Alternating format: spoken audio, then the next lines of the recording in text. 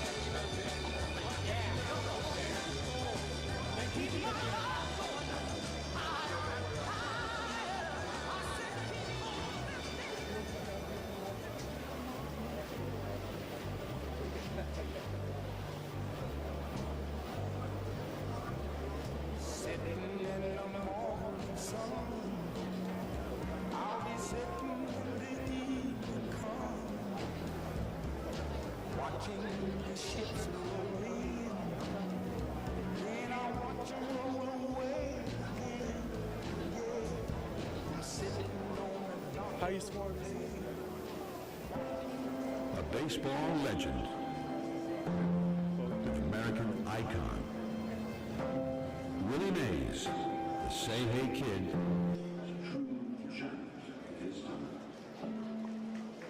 Born in Westfield, Alabama, 1931, Mays began displaying his athletic prowess at an early age. Before he even graduated high school, he was playing center field for Birmingham Black Barons, the Negro Leagues. 1951, Mays emerged as a rising star for the then New York Giants. He won Rookie of the Year honors just 4 years after baseball's color barrier had been broken. The next 23 seasons, his achievements would cement his title as one of the greatest players to ever play the game.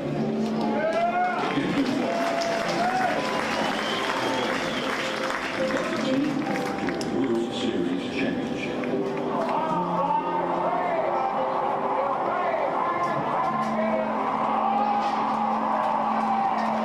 His charisma and joyfulness were infectious. He was often seen playing stick for kids in the neighborhood. When the Giants moved west in 1958, he brought his exciting brand of baseball to a new audience in San Francisco. Making impossible catches, speeding around the bases, watching home runs. Willie's showmanship and style were undeniable.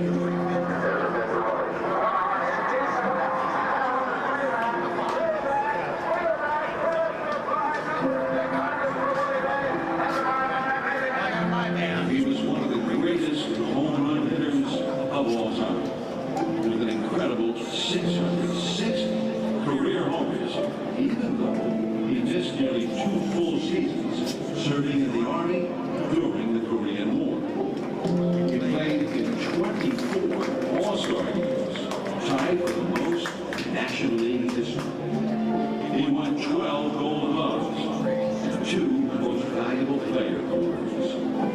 But his accomplishments off the field were also impactful. He remained a presence in the Giants clubhouse after he played games, mentoring hundreds of young players. Forever a kid at heart, he also committed himself to supporting underserved youth throughout the rest of his life. Willie's impact had to present throughout the baseball community. True line to prominent, Willie Mays Halls of Cooperstown. I'm trying to figure out how we should get down to the club level. We can get down that way. Go ahead, stay going.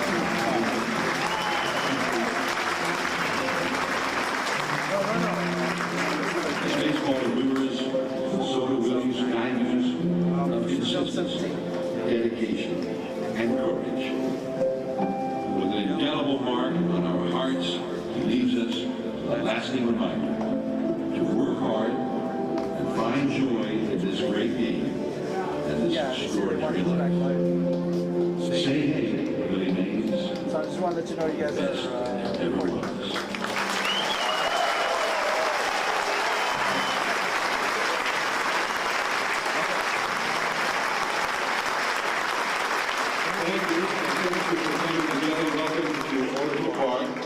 The ballpark that perhaps Barry Bonds, Willie's godson, helped get this park built, but the Giants, the team that Willie Mays made famous from coast to coast and around the world.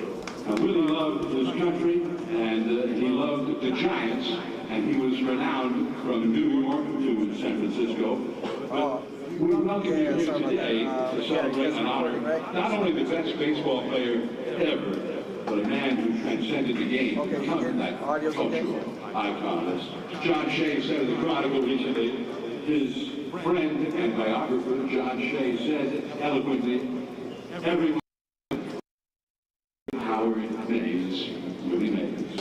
Now, Willie did so many things, and his story is so impactful and interesting.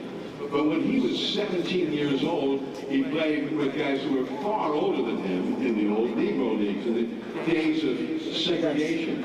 And it was just after Jackie Robinson had been the first player to cross that color line in 1947. In 48, the 17-year-old playing with much older players with the Birmingham Black Barons. And they had a great season, and really helped get them to that last Negro League World Series, and they played the fabled Homestead Braves, who had their own future baseball Hall of Famers, such as Buck Leonard.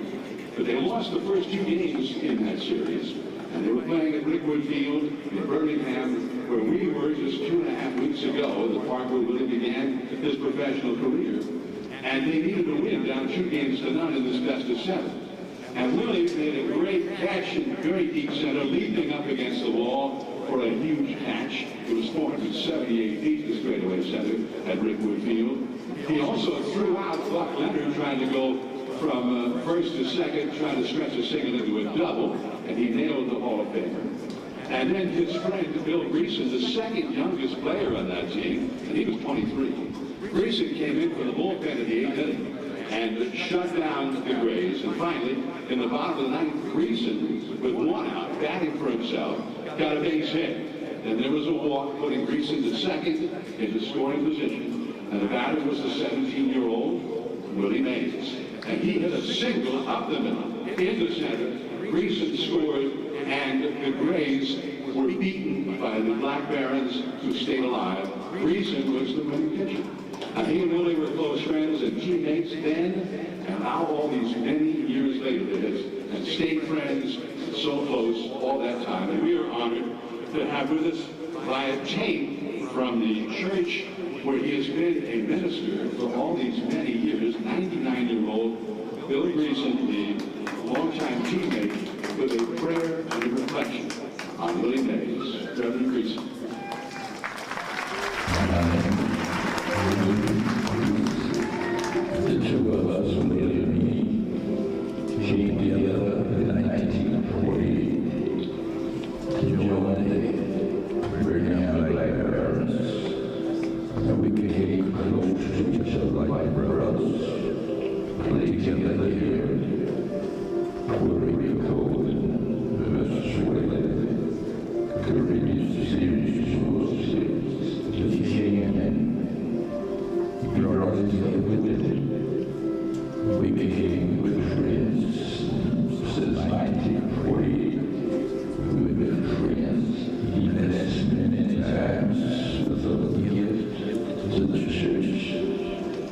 and we just had a good relationship. Our veterans have known Willie for a long time. We were just like brothers. And I just thank God that he was able to have a friend like Willie. I know, like everyone else knows, this is not our home. We just passing through, stopping by, see what this world is like. God gives us an opportunity to be friends, and we will have tremendously blessed to know him and to have fellowship with him. And let us pray. Eternal God, our Father, you are sustain all life. God, in we can have our beginning. You've done it again. You take one and have one. So thank you, Lord. Thank you for the friendship and fellowship we share with each other, closer than brothers. Stay in touch with each other over one another. And I'm just thankful to God that I'm someone who is kind, generous, my friend really was. I thank God, I hope and pray that he and the Lord are together now. I thought I would be home, but God had a different plan for us. I'm just thankful that he allowed me to be home. I feel in my heart I lost one of the best friends you could ever have. But I'm going to remember him as long as God allowed me to live. I'm thankful to you. It gives us an opportunity to tell our relationship. And I pray that his life will be taken by other young folk and care out with his 24 years, I believe, and some, and maybe just thankful to God that we remain real good friends, just like Brendan for the years that we lived. Now let us try to remind us of this fellow that's going on. I need to be with the Lord. Bless his family. Bless us and keep us in your love together. I ask you in Jesus' name. Amen, amen, amen.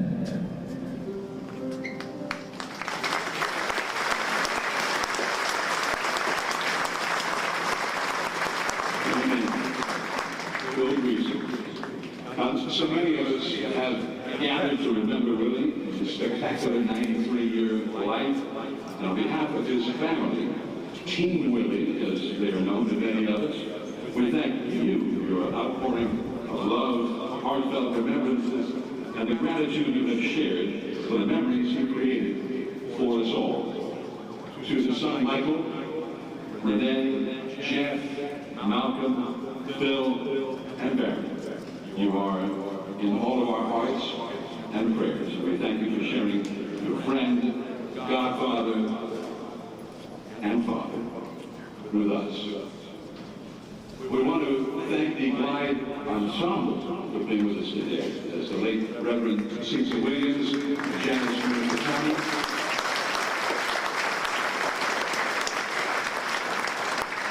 We're so loved and respected by Willie, who then honored him today with music performed from the Glide Memorial Church, which was just so fitting for this occasion. It is also very meaningful and appreciated by Willie's family to have so many dignitaries with us today, which further represents the impact that Willie had on generations of leaders, from sports to politics and beyond.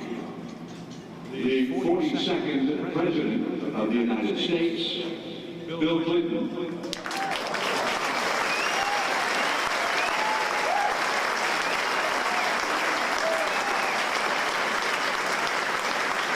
Baseball Commissioner, Rob Hanford.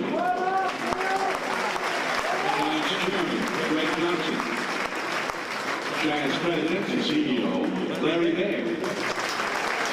Giants president of baseball operations, Juan Marichal. Former Giants owner, Bob Lordy. Debbie McConnell, who was her late husband, former Giants managing general partner, Peter, gifted the statue of Willie that graces the entrance here at Oracle Park. Former Giants managing general partner, Bill Nugent. The mayor of the great city of San Francisco, London Breed.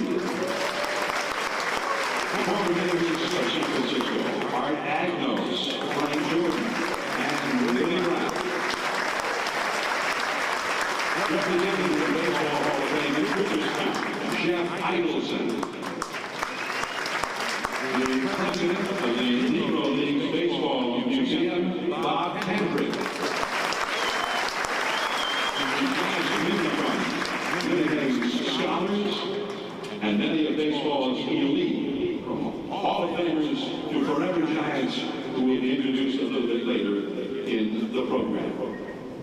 Now, everybody has their own Willie Mays stories and incredible moments that we will never forget. And one of those at the top of the list for me was because it was just so extraordinary.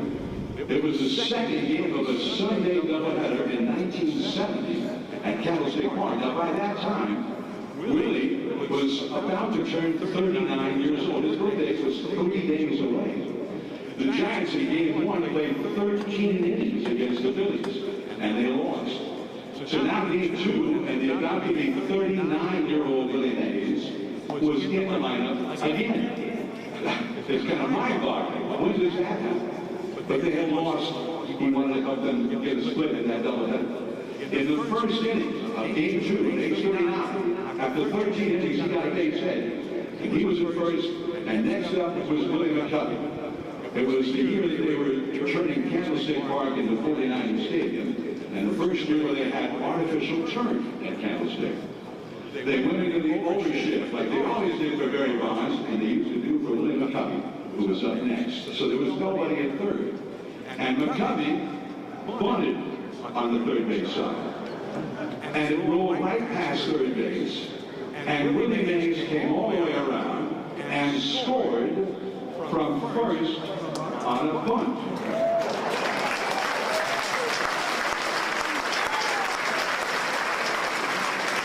At age 39. I asked Willie years later about that play. And I said, did McCovey give you a sign that he was going to bunt? And Mays just sort of mystifies it. What are you talking about? I said, well, how did you know he was going to bunt so you could get a jump like that? He said, no, if he had signaled me that he was going to bunt, I would have called timeout and run into home plate and tell him to forget about that. So he had no idea. McCovey bunted, and Mays just took off, and he still was in great shape. And that's really the secret. Not only was he gifted, but he took care of himself extremely well. And he may have been the smartest player who ever lived. And Willie scored that run that they were trying to get that split.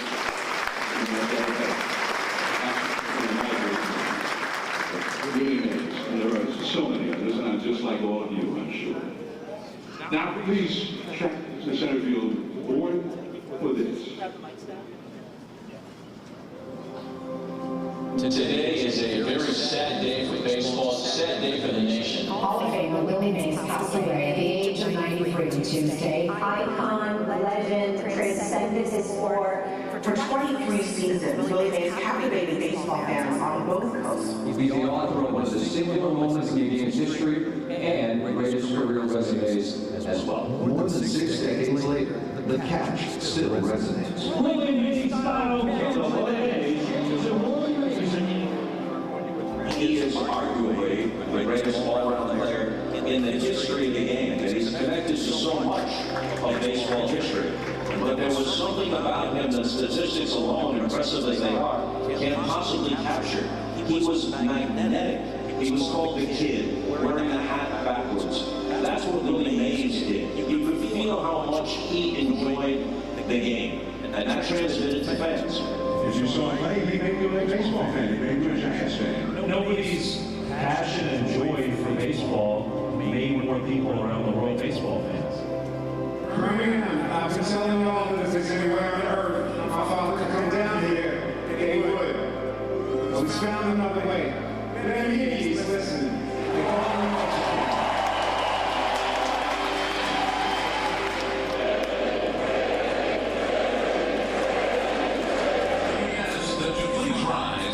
Join all of Major League Baseball in a moment of silence and league-wide tribute for Hall of Famer Willie Mays.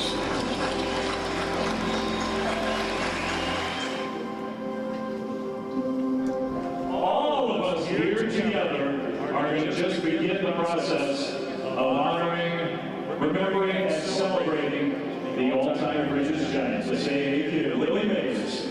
Because every single one of us who cares about the Giants is a friend of Willie Mays and always will be. Y para honrar la memoria de Willie Mays, cada uno de los jugadores de Gigantes de San Francisco tiene el número 24 hoy. De las cosas de Willie Mays fueron tantas y tan grandes y tan oportunas, no hay tiempo para contarlas todas. And he would go on to make more fans of this game that we all love together than anybody who has ever lived. We lost our champion, but he will always be with us forever. Willie Mays, una leyenda del béisbol. He was so hard. He just had all the gifts that you could ever want in one Major League player.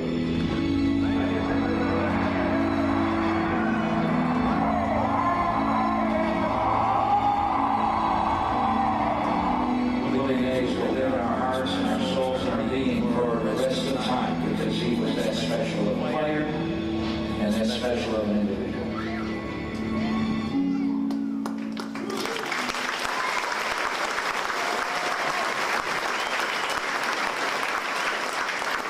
He loved his country, and when he was drafted by the Army to serve during the Korean War, like so many men of his time, he honored his duty and led baseball to serve.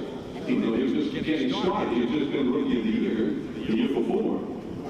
He joined and had the next 2 years away from the Giants. Joining us today in honor of Willie's service are Major Louis Gustav and Specialist Liam Iglesias for a special presentation to Michael Mays.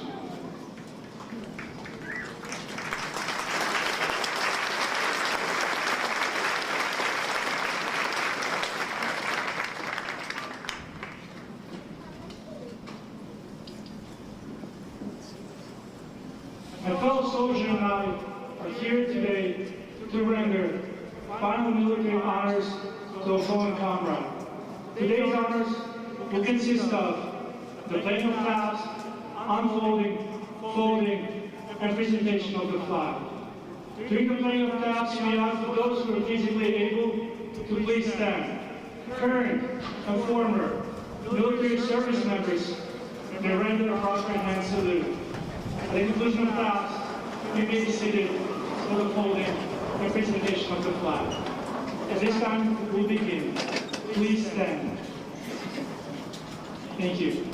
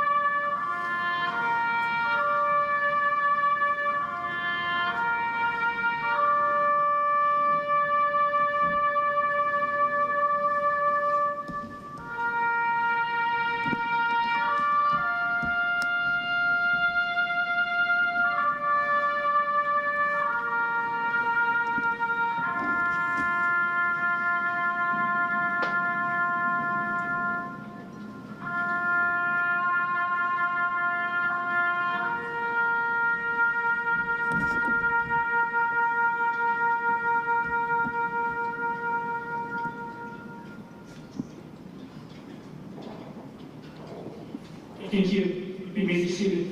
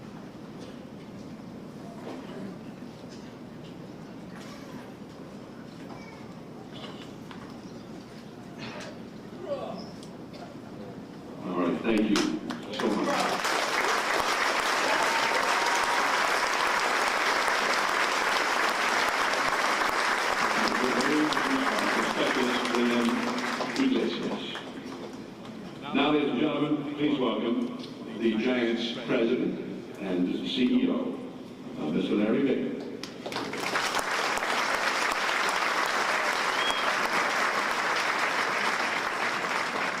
Thank you, John. I think of the words often, now batting, center fielder Willie Mays. Those words echo with resonance through our collective baseball souls, children and adults alike, Birmingham in Negro Leagues, Trenton and Minneapolis in the minor leagues, and New York and San Francisco in the major leagues, across the nation and across our globe for parts of 4 decades. 4 decades. To this child, sitting down the right field line at Candlestick Park with my father in the 60s, those words made me fall in love with baseball for a lifetime. Like billions of others, my childhood was defined by the grace, the style, the athleticism of Willie. We all admired him and wanted to be like Willie. We'd imitate his batting stance in the bedroom at night with the transistor radio on, listening to Giants games. We'd imitate his basket catch in a game of strikeout in the streets of San Francisco. To say nothing of these amazing images of Willie playing a real game of stickball outside the Polo Grounds with the kids, and then serving them ice cream treats after a game, a New York Giants game. So for all of us, Willie and his persona, his six tools became the through line in our lives. Our lives as sports fans and participants for sure, but beyond that, a through line or our approach to life. Because Willie indeed had this sixth tool, you know, the 5 tools: hitting, running, throwing, catching, fielding.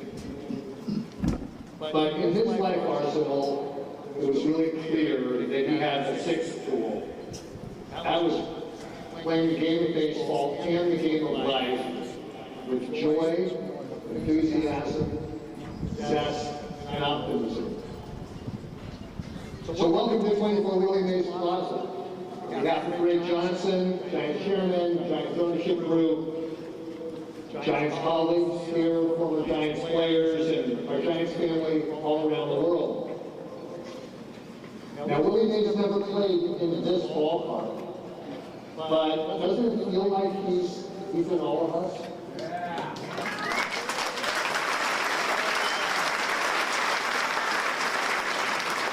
In this ballpark,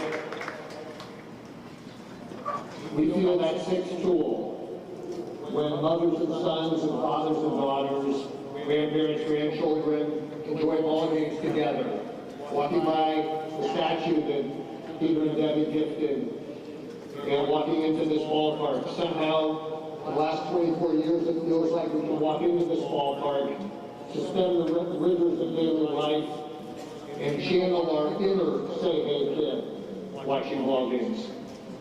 Because Willie made us feel something very satisfying about sports we watch and play, about living life. The gravitational force of endless smiles, respect for teammates and foes, and the warmth of playing or watching the game we love for the sake of the game we love. Now, I first met Willie personally back in the 80s, first tour of duty with the Giants.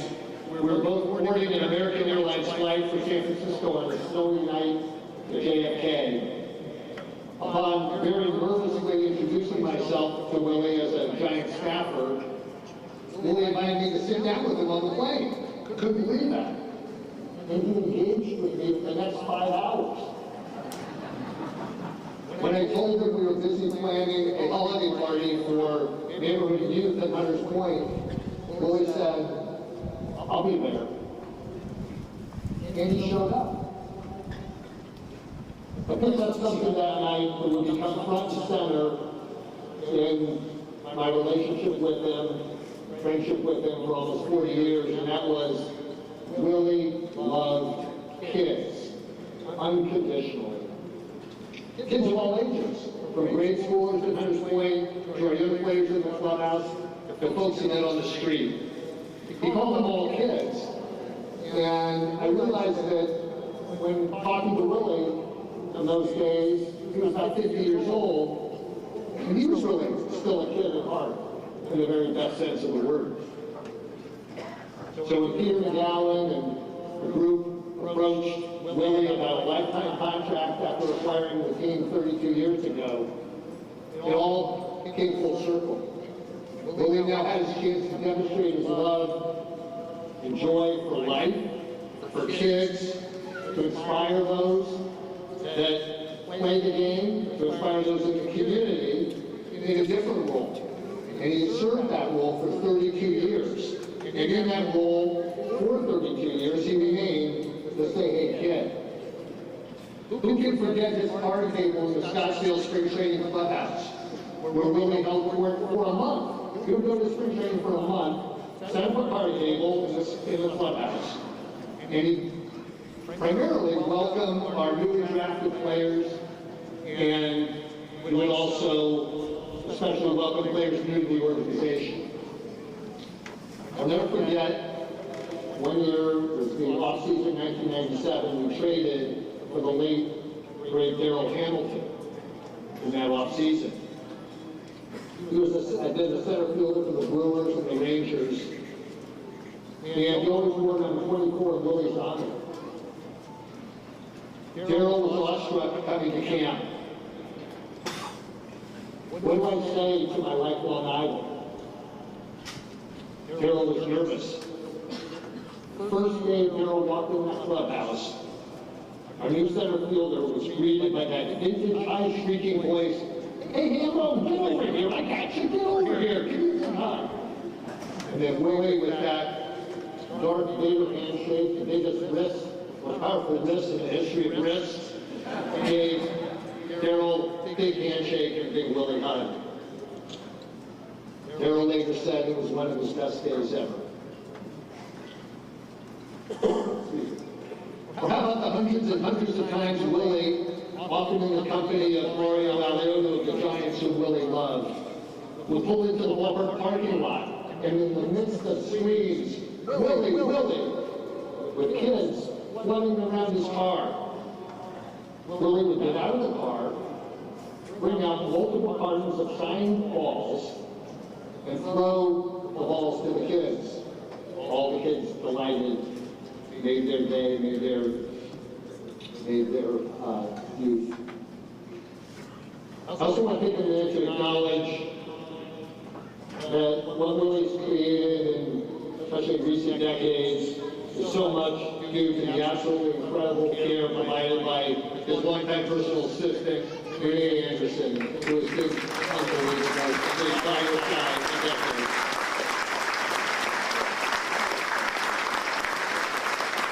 So, even in recent years, Willie never lost his love, passion, or spirit.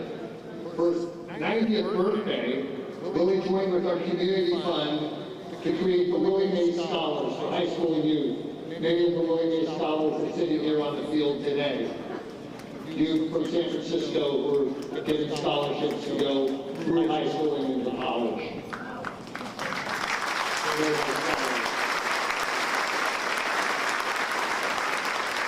And then how about on his 92nd birthday, just a year or so ago, coming to the ballpark and telling Mike Yastrzemski that his grandfather could play a little. When Willie asked Yaz if he was in the starting lineup that day in center field, Yaz told Willie, "Well, I'm in the starting lineup today in right field." Willie promptly told Yaz, "I'll fix that."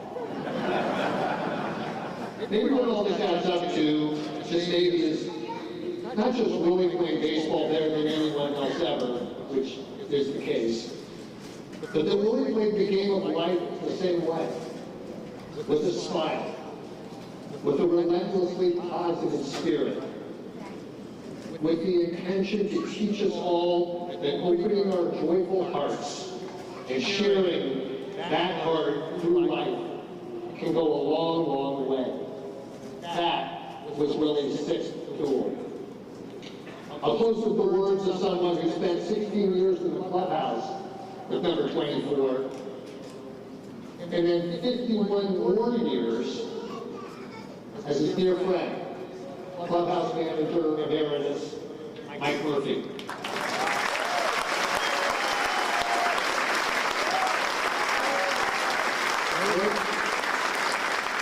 Rick said, he was like a pop to me. He's the best the Lord ever put on this earth. Rest in peace, Lord. I love you.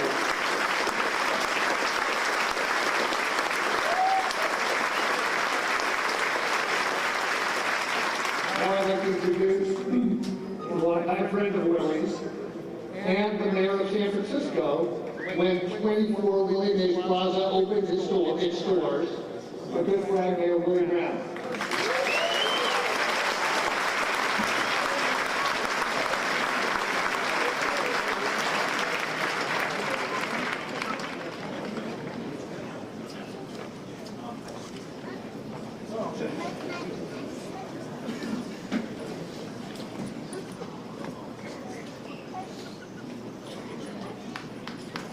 Larry, thank you very much for that kind introduction. I must tell you that as a former elected official, no other city and no other elected official have been more pleased than to have Willie Mays as part of his or her territory.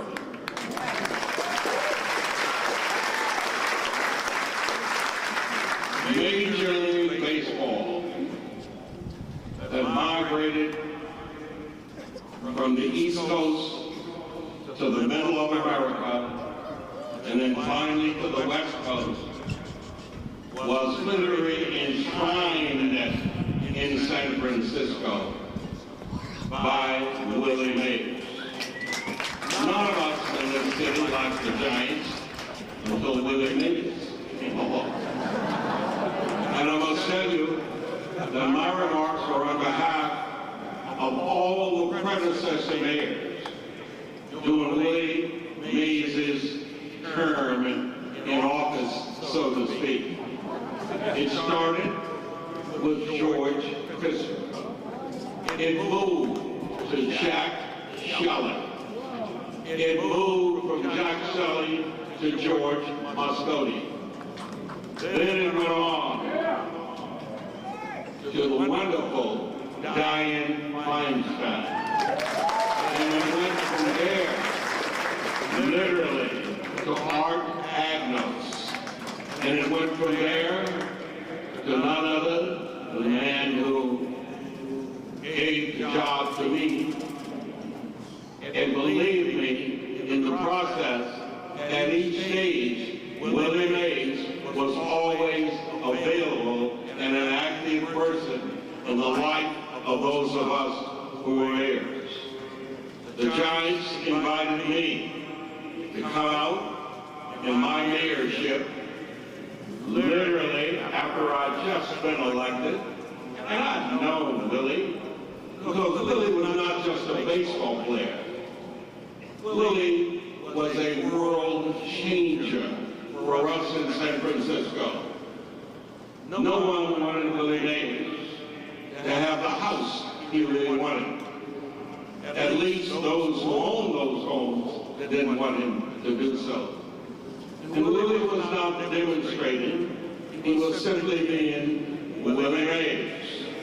And lo and behold, a combination of all of those elected officials whose name I gave you participated and reacted without Willie Mays having to exhaust one time at all in his job as a player to change the housing laws of San Francisco.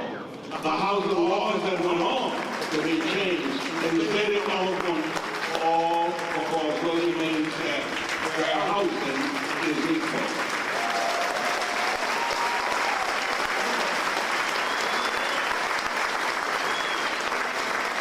The interesting thing about his desire and the nature and the quality of a number of San Franciscans that embraced getting Willie Mays a house, it was about the same time I was looking for a house. And Willie and I hung out together, and then it was discovered that Willie could afford the house and I couldn't. Willie was willing to buy it in his name and rent it to me. That's how wonderfully creative he really was. Many great stories for each of you could be told about your relationship with Willie Mays. My relationship with Willie Mays was unusual because when I became Speaker of the House, I called my friend Larry Baer and Bob Lurie. I had 24 members of the legislature that wanted to come to a baseball game. I didn't want them sitting anywhere. I said, how about a box? And they told me, we really don't have a box, but your friend Willie Mays does. Maybe you can get Willie to let you use his box. And as usual, and this was not the only time, I called my friend Willie Mays. And he said, don't worry about it. It's in your name and you can use it. And then Willie Mays showed up before I got there, greeting each one of those elected officials, remembering it had been the elected officials who had embraced this extraordinary baseball player. He was there, and he had 24 balls in a box.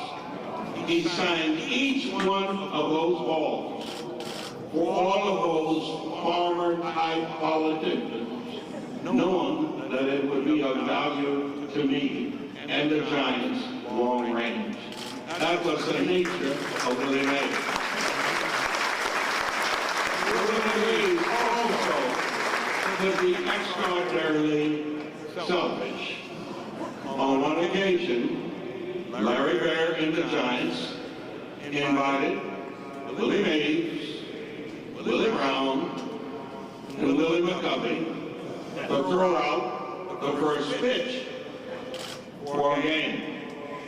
Willie McCovey warned me, you gotta understand that he's your buddy, he's your friend, he's courteous to you.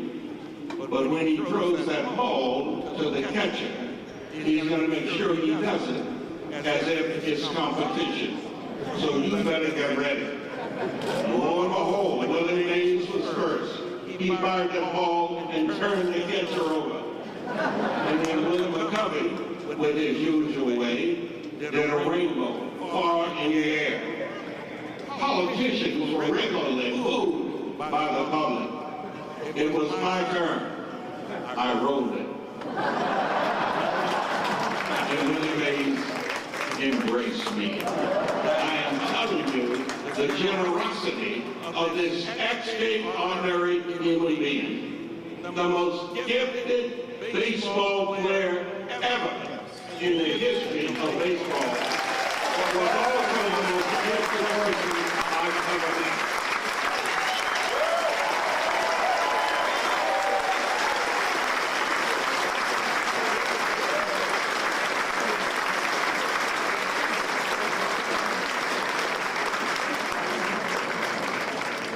Thank you, Mayor Brown. Now, also out to celebrate the life of Willie Mays is the commissioner of the Willie's game, baseball. Please welcome Rob Manfred.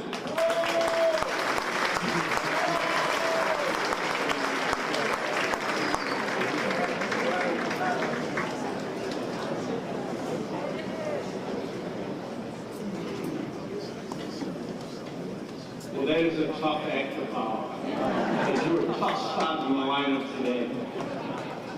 We gathered today to celebrate the life of one of the greatest baseball players that ever lived.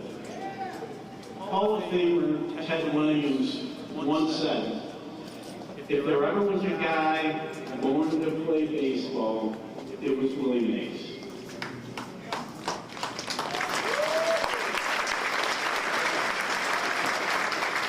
On behalf of Major League Baseball and our clubs, I'd like to thank the Mays family, Team Willie, Greg Johnson, and the ownership group here at the Giants, and the entire Giants organization for the opportunity to be here and celebrate this great man.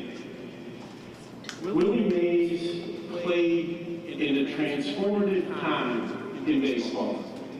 He was 16 when Jackie Robinson broke the color barrier.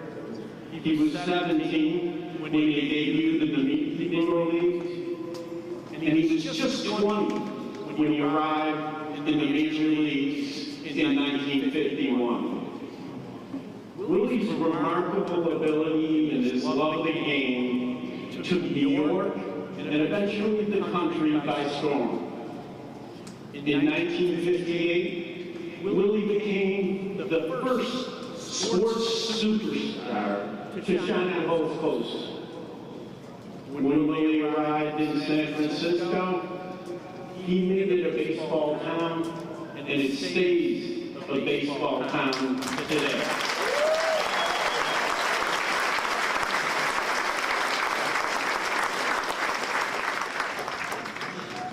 There's never been a better representative of baseball's magic than Willie Mays.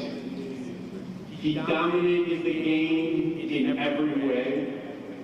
He didn't merely play. He captured imaginations. He never allowed his meticulous preparation to prevent him from showing the joy that the game brought him. He inspired generations of players and fans. Willie's career resume speaks for itself, but there are a couple points of context. In his prime, Willie gave up 2 full seasons to serve our country. He hit 660 home runs, despite playing years in the wind at Candlestick and in the unfriendly dimensions of the polo grounds. This is my favorite. He won 12 Gold Gloves, and the award didn't exist for his first 7 seasons.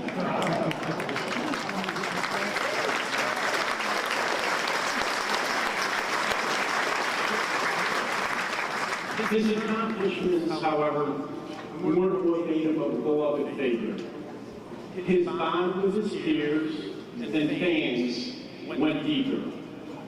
Willie was a hero to whom you could actually talk and play stickball. He was a first-class teammate, and he was a mentor to others. Ken Griffey Jr. said, when he came into the clubhouse, he made everyone feel welcome. Willie was generous with his time and guidance for players who revered him.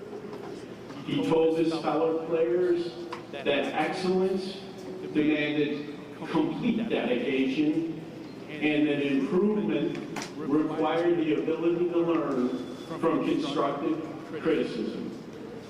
He cared not only about the careers of young people, but their lives outside the game. Willie checked in with his friends when times were good, but also when times were hard. In 2017, Major League Baseball named the World Series Most Valuable Player Award in honor of Willie Mays.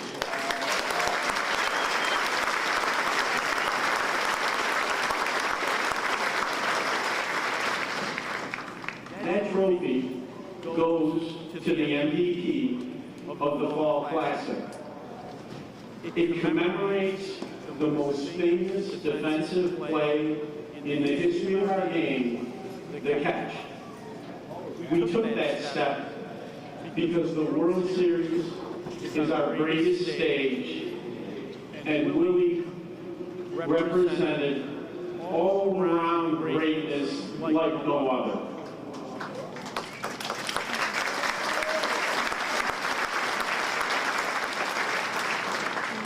Last year, we scheduled the Giants to take place in a major league game where Willie's professional career began, Alabama's Rickwood Field. Our goals were to honor the Negro League players and to celebrate Willie's career. He was delighted that we were honoring his fellow Negro League players. Willie passed away when the baseball world was gathering in Birmingham. When we received the news 2 nights before our tribute, we felt the same deep sadness that was evident throughout our country. But soon enough, that sadness gave way to gratitude. Gratitude for having had Willie for 93 years and for having witnessed one of the most consequential athletes America has ever known.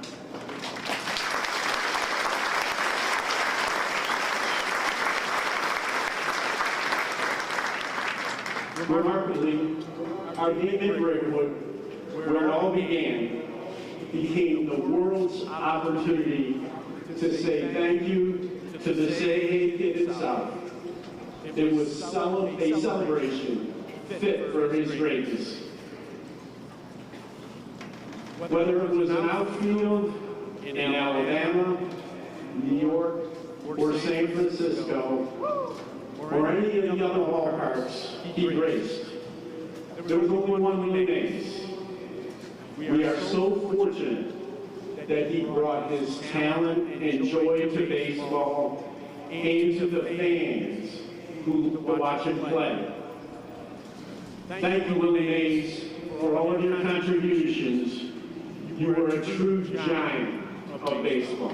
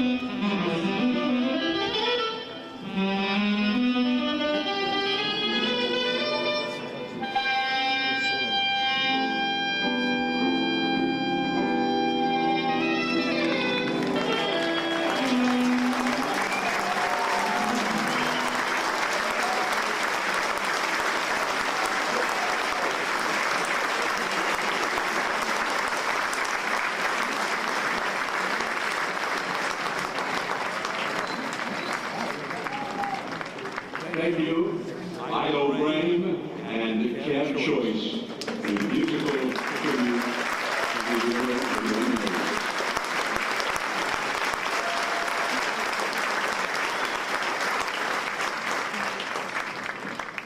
and gentlemen, it is my honor now to welcome to the podium the 42nd President of the United States of America and friend of Willie Mays. Please welcome Bill Clinton.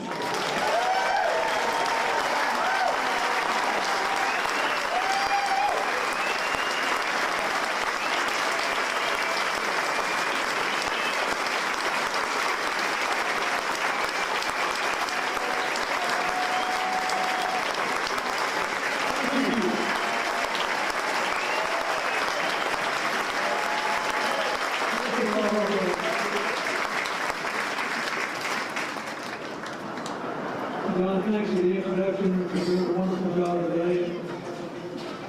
I don't know who put the program together, but I thank you for putting that brilliant young saxophone player ahead of me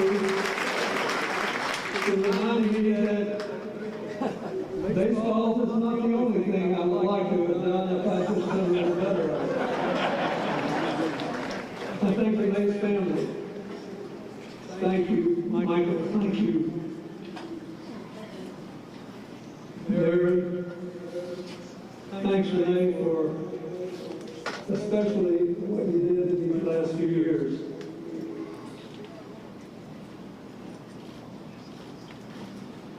I'm sort of the designated fan who got lucky in politics. I remember the last time I was in this stadium, Mr. Mayor, it was on Mother's Day in 2000. My daughter was a senior at Stanford. She and her then boyfriend, who were still friends, it's a good thing. Looked at me live for church, and then here for the ball game. Willie and I have gotten to know each other, play golf, do all kinds of things, and he was going to sit with me through the game, which I had hoped would at least impress my daughter a little bit. She was so over being president, you know. And then it got rained out, the game got rained out. So Baer and Bobby came up and joined us, and for 3 hours, I was like a kid in a candy store. I just kept asking questions, and they were filling my head with all this stuff that I had been thinking about and wondering about for decades. But I'm just a designated fan. The most important thing is, when I was a kid in Arkansas, the only nearby baseball team was the Cardinals. There were no teams in Texas at the time. And I love musical and Mighty Ford. I loved all the Cardinals. But I lived for the games I could hear on the radio. So I never got to see the catch. I just heard it on the radio. We didn't get television until I was 10. And I can still remember just sitting there, soaking up the Dodgers, soaking up the Yankees, and living for the Giants.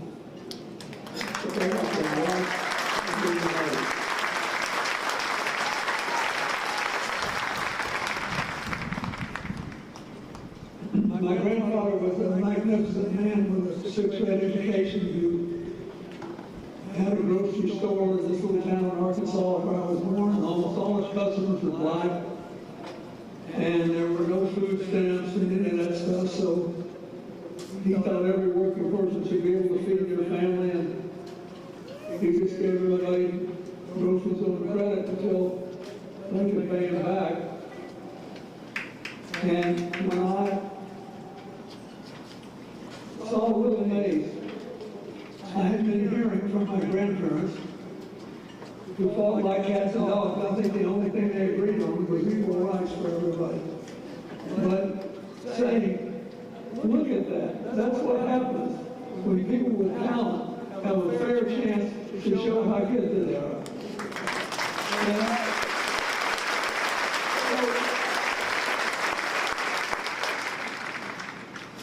I just got lucky. I made two really close friends. A couple of coincidences. The other one was Hank Aaron.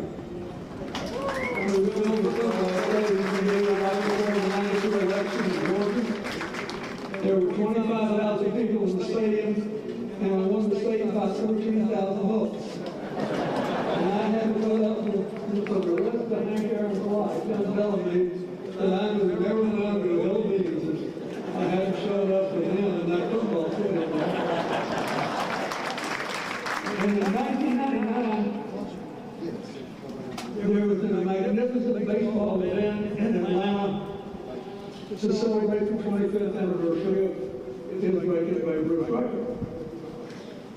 And a lot of the Hall of Fame players were there. Willie was sick, something was bad, he couldn't come. So I was there, and, you know, Roger, everybody that was there on my baseball questions, and I was sitting with Hank, and keep in mind, this is a big deal in his life, right? He overcame all the racist threats, it was a big night for him. He was the center of attention. I said, who's the best baseball player you ever played with or against? He said, it's not close. He said, Willie Mays is way better than anybody else I've ever played with.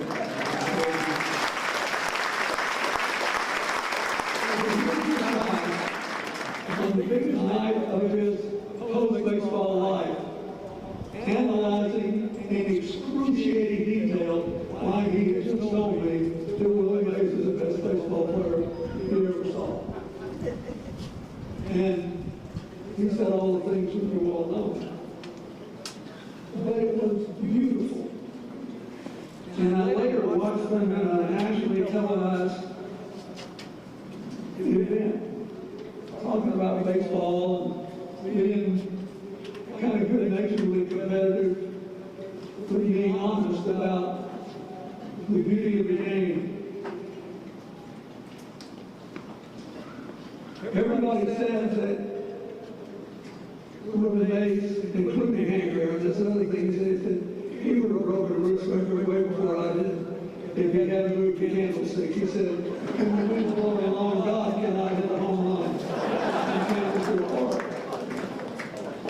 But in the second half of his career in the 1960s, I'm just remembering this now, I didn't do the research, but I'm positive that in the 1960s, Willie hit 49 and 52 home runs in 2 different seasons, and that late in his career. And I just thought to myself how great it was. Then I started running into Willie. I met him at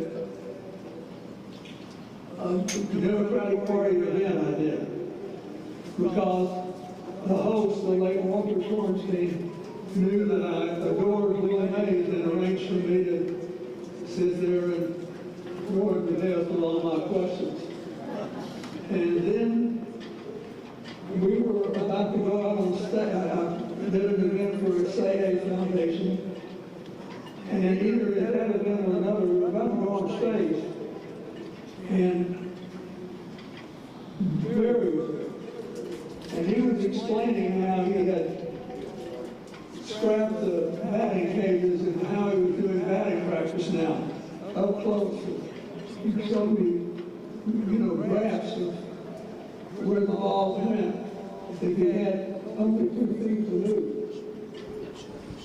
And I thought I was listening to Albert Einstein explain the theory of relativity. And he said, this means you can hit a home run anywhere on the ball, below the city, above, whatever. And Willie's sitting there watching, and he said, yeah, that's all true. But the most important thing is your lower body strength. Baseball is just like ballet. You can't do it if your feet hurt. If your toes are bruised, you can't do it. He said, so I took good care of my feet.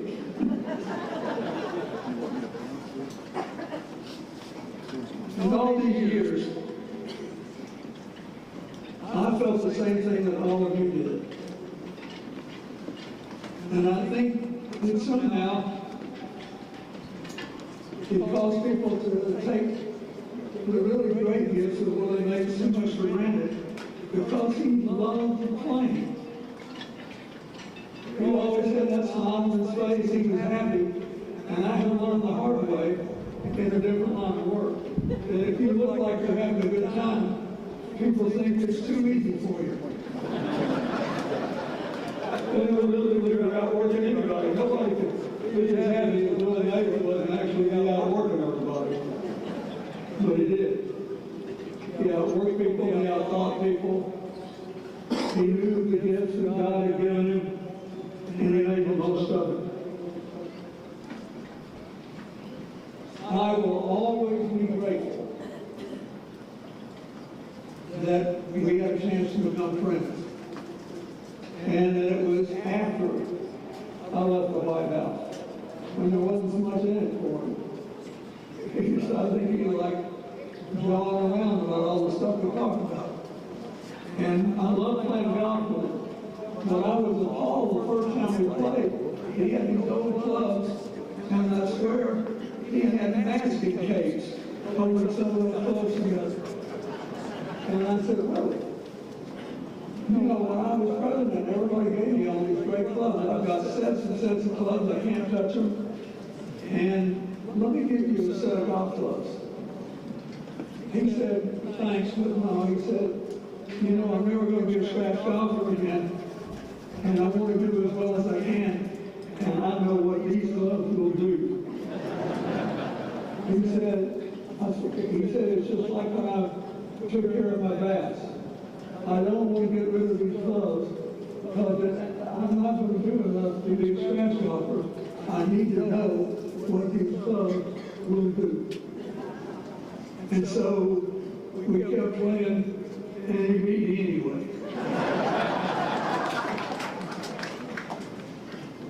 I want to thank the people of San Francisco for making his last years what they were.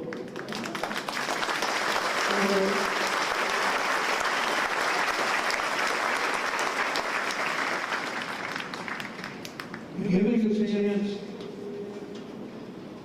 to see in retrospect, not just that he was amazingly gifted, but that he was incredibly intelligent, that he understood the game he was playing, the game he loved, what he had to do to get better, and how to help other people. I want to thank you for giving him a chance to help other people and to open the minds and hearts of people who might have otherwise missed a chance to become a little better and help us along on our eternal mission to make our union more perfect. And so that's it. When I was just a kid from Arkansas, we didn't even have fusion vision, so I never would have been able to hit a fastball. I went to the doctor for years, and I could never put the bird that's over here in the cage over here. I could never put the bird in the cage. So I never get any better than an ardent fan. But Willie Mays gave me the chance to realize what real greatness is. And it's a curious combination of intelligence, dedication, the will to win, and a fundamental humility to believe that the effort is the prize. But yet he leaves us all with, and I hope we can all share and cherish for the rest of our lives. God bless you.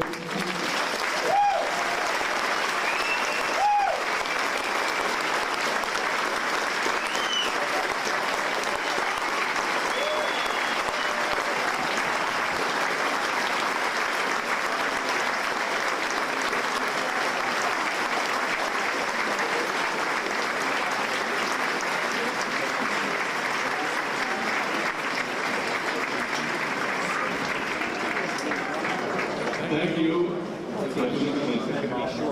Now, as we mentioned earlier, we are also joined this afternoon, obviously by people from many different backgrounds, but also some of Willie's great baseball friends are here honoring us with their presence, fellow Forever Giants and former teammates and just former all-time greats of the game. They include Hall of Famers, number 27, the Dominican dancer.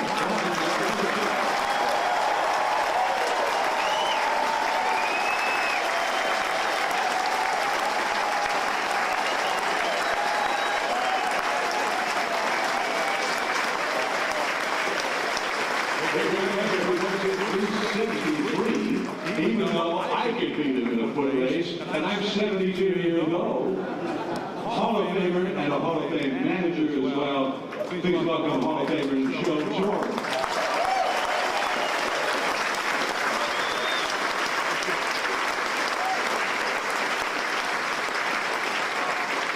They did once named a candy bar after him. He started here in the Bay Area, across the Bay. Reggie Jackson.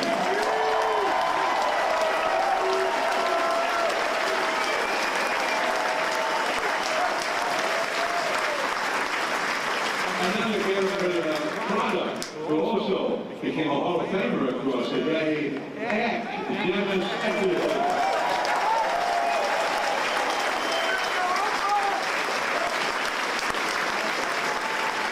And a Hall of Famer who wore the number 24 because he loved music so much.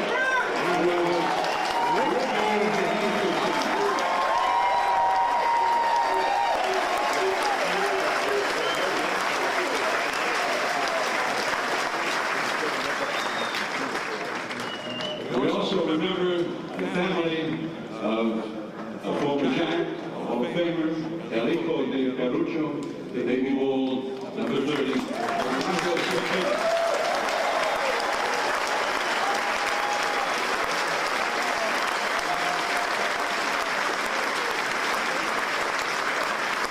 As you know, passed away just 1 week after Willie. We share our deepest condolences with his wife, Lydia, who is here today, and children, Orlando Jr., Malcolm, Ali, Carl, and Hector, who are all here today.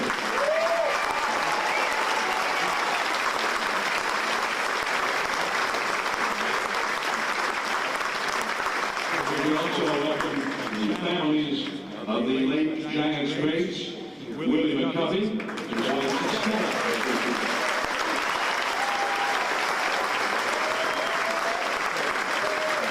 And another Giants Hall of Famer, the great right-hander, Gaylord Perry, whose wife, Deborah, is here.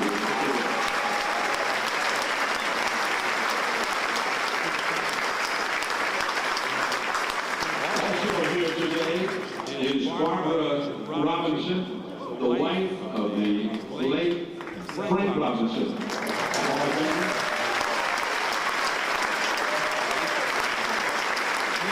The former manager of the Giants and the first black manager in the history of Major League Baseball, Frank Robinson.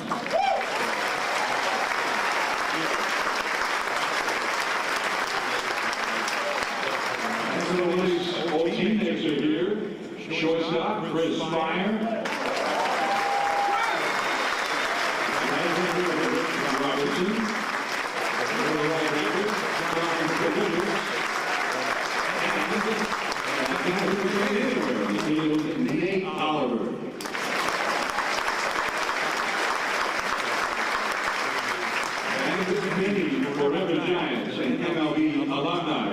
right here, Joey Amalfitano.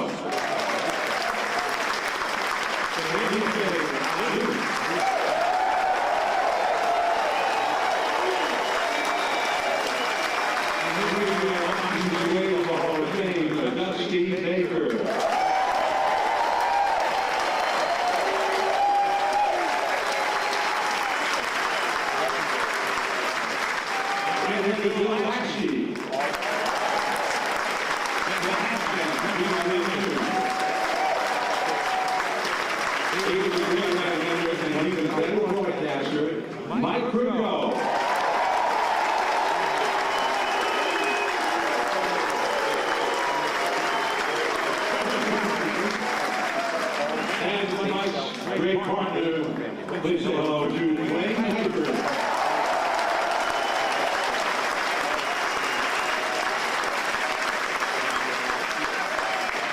Great center fielder, Dean Lou, Darren Lewis. Andy Felder. Kimberly Whitfield. Alice Rhodes, go ahead. Godson. Randy Williams. Willie Brown. Kyle Walker. Anthony Santanzo.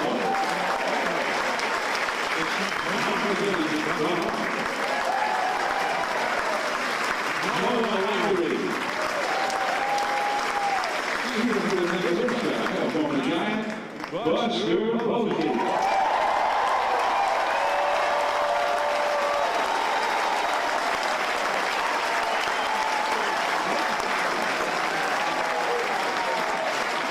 Also, a broadcaster, that's how we know him now. He played for the Giants not so long ago, 110.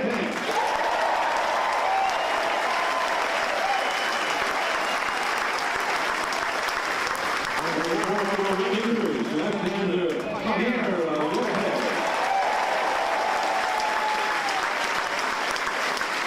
another one of those 4-4, the right-hander, Sergio Ross.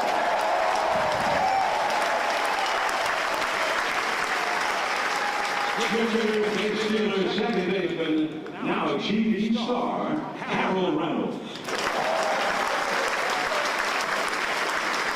And 120 every year, right-hander, Dave Stewart.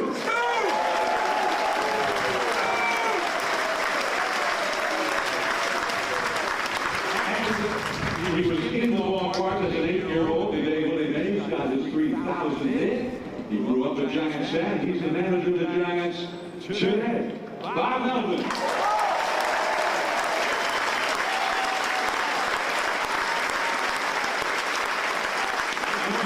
The legendary Giants clubhouse manager, Mike Murphy.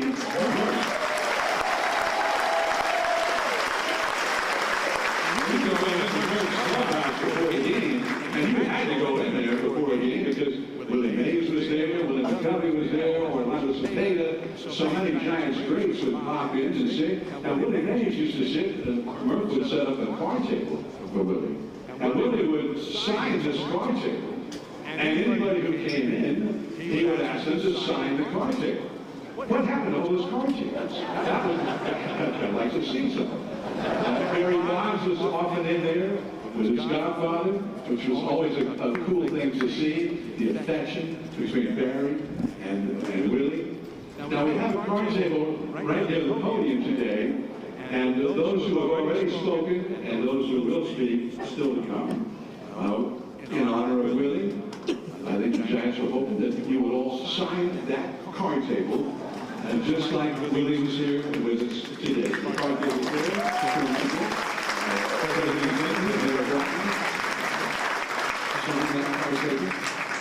Willie's watching. All right. Now, next up is a great player. He did hit 363, which seemed impossible because he was a very slow runner. And he was also a guy who played third base, first base, but he was an outstanding catcher. And he was always trying to figure out how to get Willie Mays out. And he thought one day, I'm going to engage him in conversation when he comes to the plate, just as the pitch is coming in. And I don't know what, he asked him something like this. Hey, Willie, what's a great restaurant that you'd love to go to? My wife and I are looking for a place to go to tonight after the game. And Willie started to answer just as the pitch was coming in. And Willie said, well, I like this place down on the pitch came in. Boom! Home run. He dropped the bat, started out of the batter's box, and turned to Torrey and said, I'll finish that later. Ladies and gentlemen, Hall of Famer, Joe Torrey.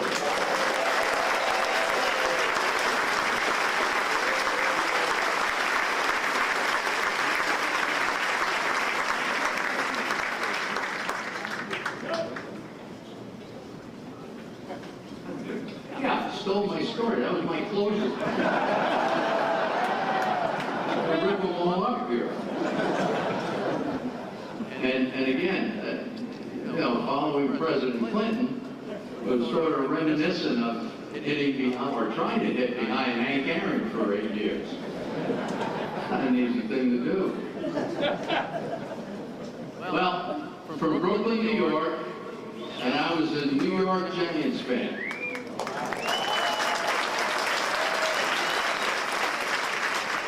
Which was dangerous. And when Willie came to the big leagues in 1951, I was 10 years old. And little did I know that 10 years later, I'd be behind the plate trying to get him out. I just feel blessed. You know, as a kid, the one thing Willie caught my attention, you know, every time he hit the ball, was running the bases, his hat would come off. You saw that with all those videos.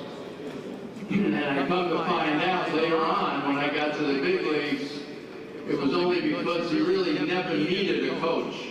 His head was swivel all the time. He'd hit a ball down the right field line, he'd round first, he'd still be watching where that ball is. He never needed a coach because he knew when he saw where the ball was, what he was going to do on the base path. He was an exciting player, an exciting person.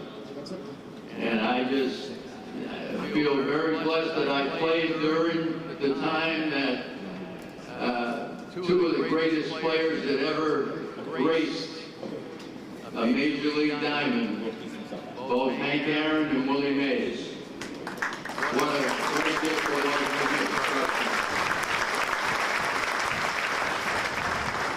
Not only great players, but great individuals.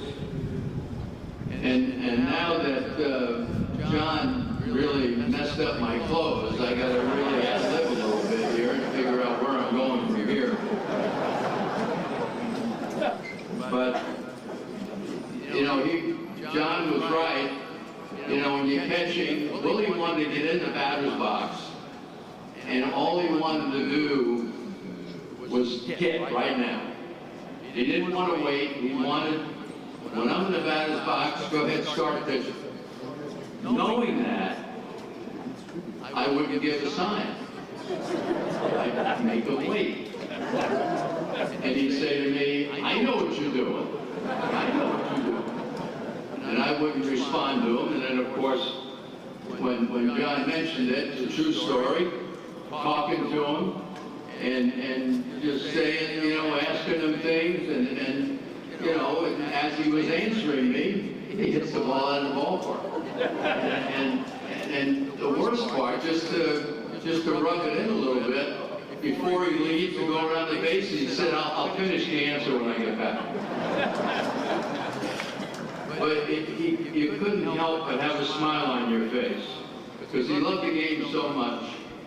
I was fortunate to be in a few all-star games with him, and he absolutely loved putting on a show for everybody. I know Felipe and I always talked about that. He said that the spotlight was made for Willie Mays. He led off in all-star games and played all 9 innings.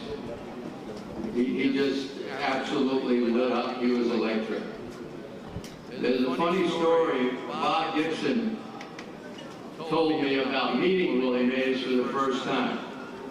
Bill White, who was one of Billy's teammates in New York with the Giants, was traded to the Cardinals, and he was going to Willie Mays' house for dinner when the Cardinals had come out to San Francisco, and he asked Bob Gibson, he says, I'm going to have dinner over at Willie's house, you want to come?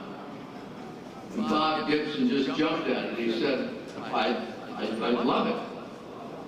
So they get to the house, you know, knock on the door, ring the bell, whatever it was. Willie answered the door. Bill White is there. Behind him, Bob Gibson, who wears glasses. Willie says hello to Bill, and he says, who's that? He said, that's Bob Gibson.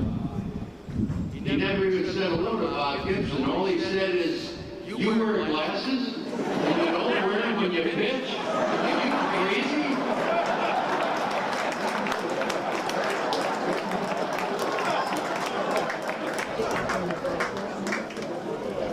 He was a very special friend.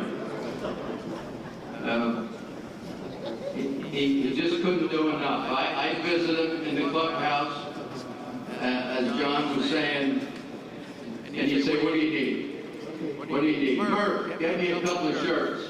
Murph, give me a couple of baseballs. He was just a dear friend.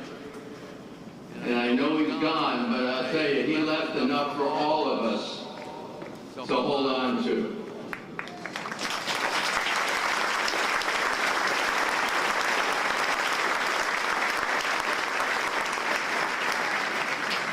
Probably the most exciting player that's ever played the game. And you could just see the exuberance of how much he loved the game. Because he got up in that batter's box and he just wanted to play. Just wanted to play. He's a treasure. I think we're all very fortunate to have witnessed it in person. I know I was very fortunate. I felt very fortunate playing against him. And again, sharing a couple of all-star games with him. But Willie Mays, number 24, being a kid growing up in Brooklyn and really appreciating what Major League Baseball was all about when you watch the kid play. The only thing I can say is, God bless you, Willie. Say hey.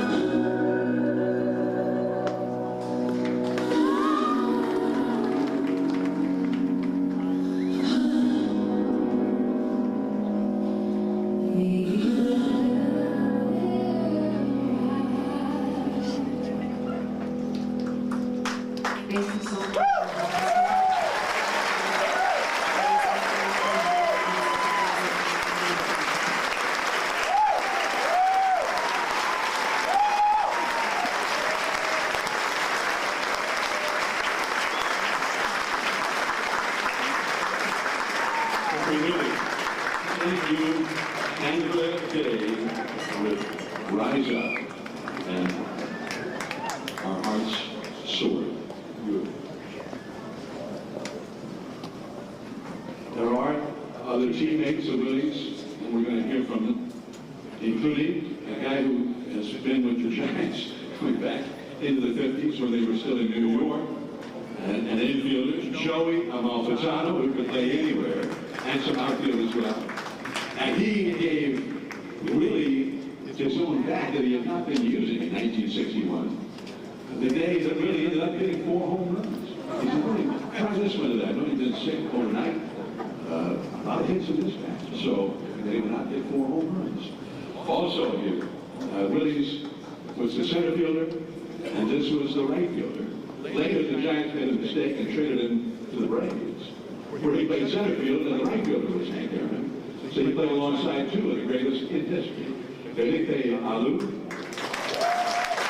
Also, the great right-hander, who pitched and won maybe the greatest pitcher's duel in the history of the game. A 1-0 win over the Braves.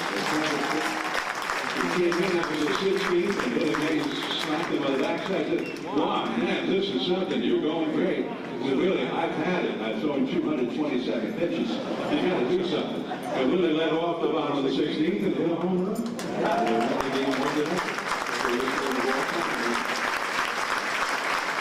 Juan Marichal. And the great managers who spent the year, that was just, I think, Giants manager. Number 12, Dusty Baker.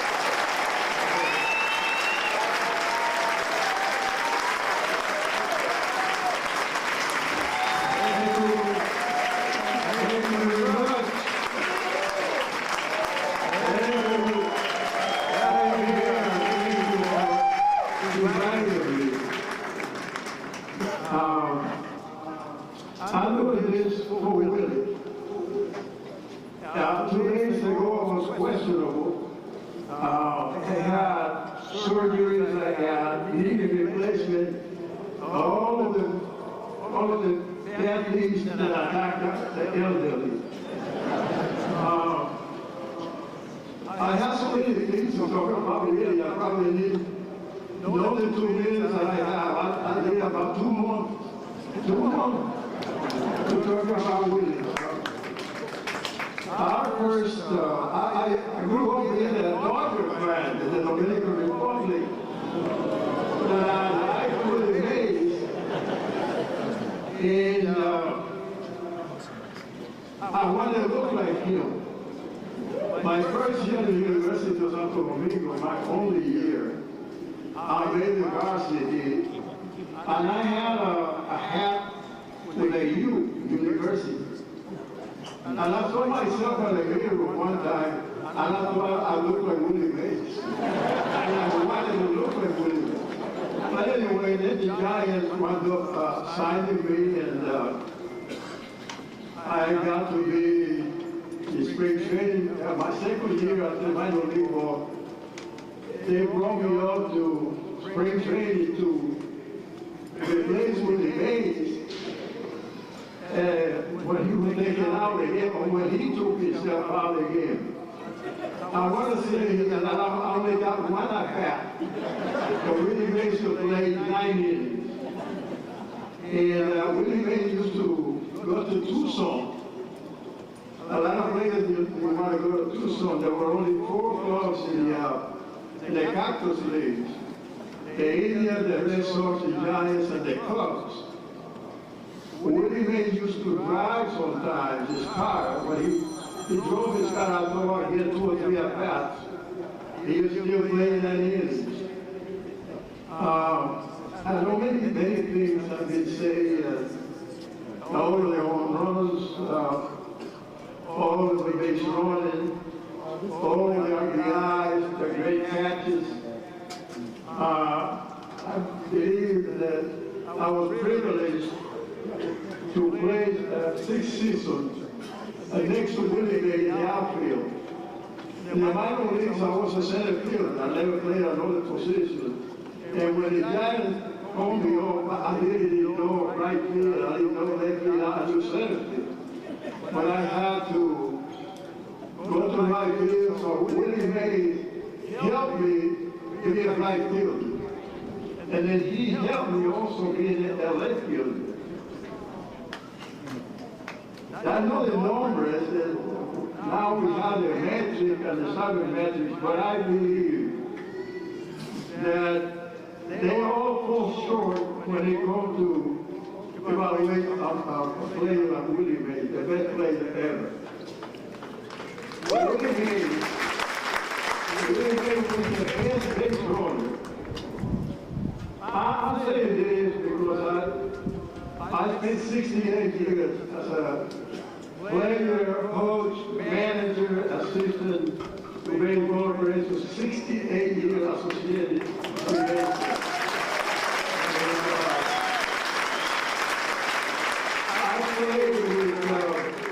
I played with 15 Hall of Famers in different teams, including the Giants. And all of them were great. There were people who ran better, faster than Willie, more power than Willie, maybe supposedly better center fielder than Willie. But Willie was either number 1 or right next to whoever was supposed to be the best defender. Willie Mays had tools, and tools were mentioned here earlier. So there are tools that the metric will never be able to catch. Never. The intelligence, the anticipation, the preparation, the execution, that it takes a player to a higher altitude will never be part of the metric. I saw Willie, and I didn't see, obviously, Willie never played in this yard, but I played with Willie at the first ballpark. It was a three-play ballpark. It was too small for Willie to show how good a player he was. The play was too small for Willie. But when we moved to Candlestick, it gave people, I gave me, and all of the younger players that were not the kind of player that Willie Mays was, because he had the play to show all the instinct that was his defense. They used to catch the ball that was catchable here, he would catch it. But then he would dive, left or right, he would crash into faces to make the play. He would charge the ball, the throw runners out. And last, I want to say that Willie used to take him field every day. Willie Mays used to take him field practice every day. And I asked him one day, how come you take him field? He said, well, it's preparation. Because I've seen how the shortstop, he used to take the shortstop, how they come in and how they throw the guy out at first base. I like to come in without dropping the ball and throw the guy out the plate. So this guy was a perfect defender, perfect base runner. It was Joe Torres mentioned that he did a coach because he was a coach himself. And Alvin Dark, one time when he took over as the manager of the Giants, he named Willie Mays captain of the team. And I said to myself, well, captain of the team, he's been the captain of the team before. Willie Mays should be named general.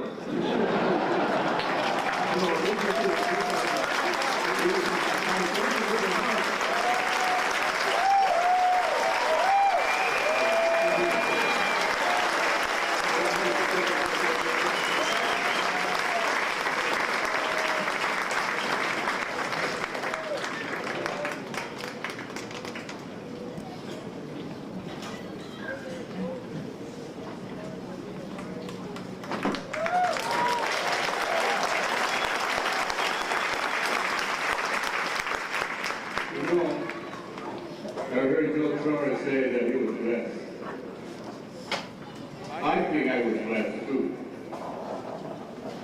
I was born in a little village in the Dominican Republic.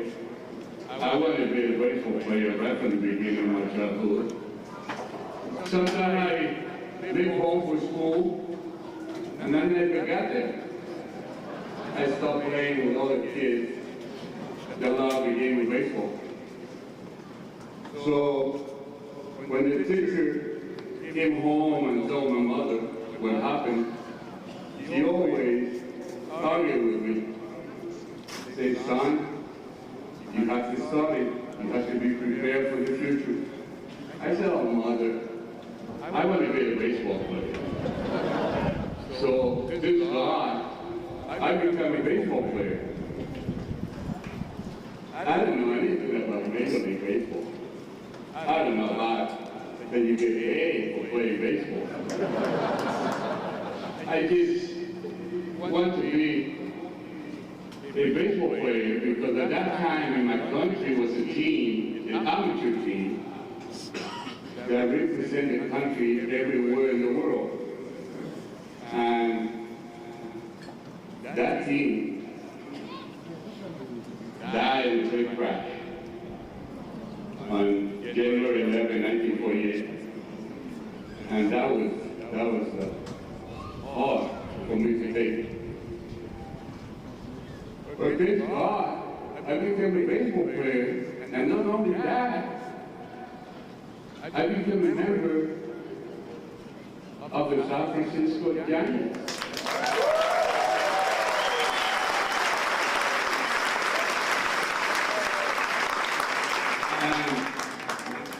When I say that I was blessed, I was going to play in the same ground, the same field, with the great Willie Mays. To me, that was the biggest thing in my life. Playing with Willie Mays, he's going to play behind me? Oh my God. That was the best.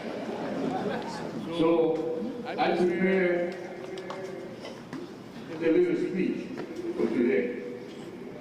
And they say it is difficult to find the right words to express the pain and sadness that we feel over the loss of our beloved Willie.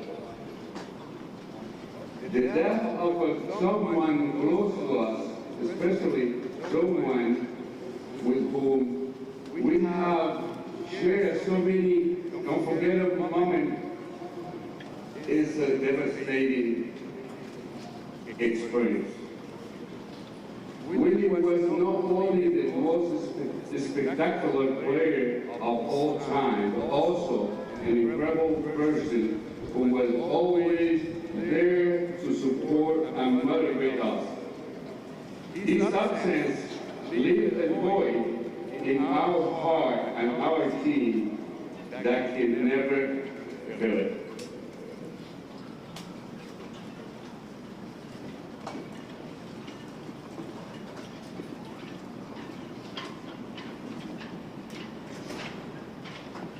We will remember the happy moment we shared, the victory and defeat we faced as a team, and above all, the friendship and camaraderie that united us throughout the year. His skill on the field, his passion for the game, and his charisma have inspired an entire generation of players and fans. His dedication and professionalism are an example for all who love this sport.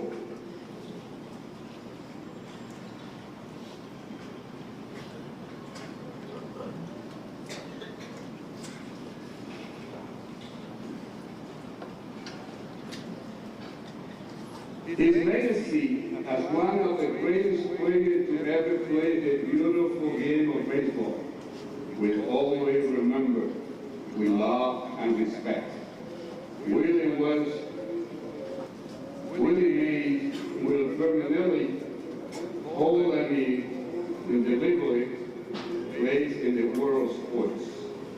Willie's presence and influence will live on in every game, in every milestone achieved, and in every heart that beats for baseball.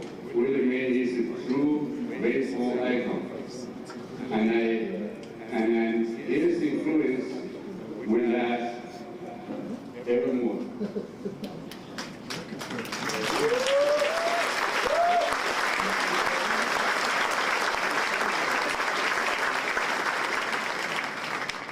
Let us continue to admire and learn from his example, valuing the greatness that he has contributed to the sport we so love.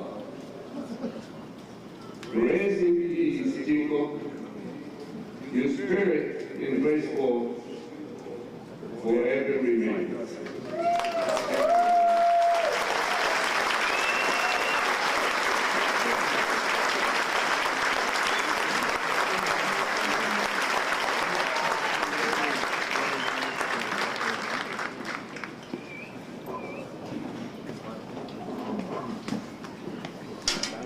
There's been a lot of nice things said about Willie here today. I was fortunate to be a teammate of his in New York Polo Grounds and also here in San Francisco. Joe, you did a good job of critiquing him. He loved to play the game.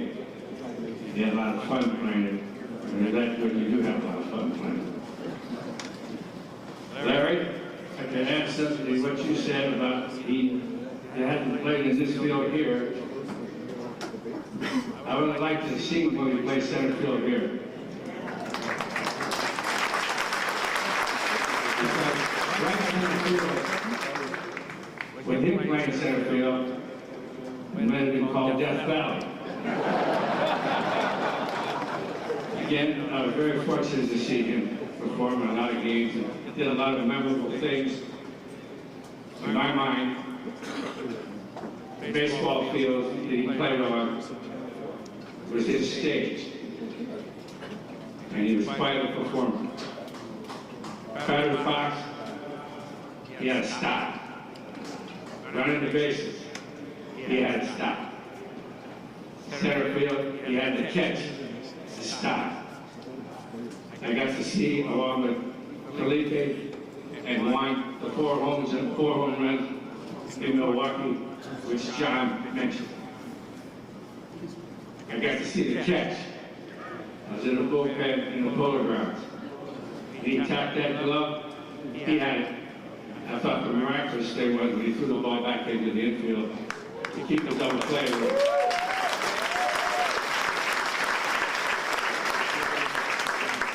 All those things, to me, having had 8 centuries in baseball, in uniform, he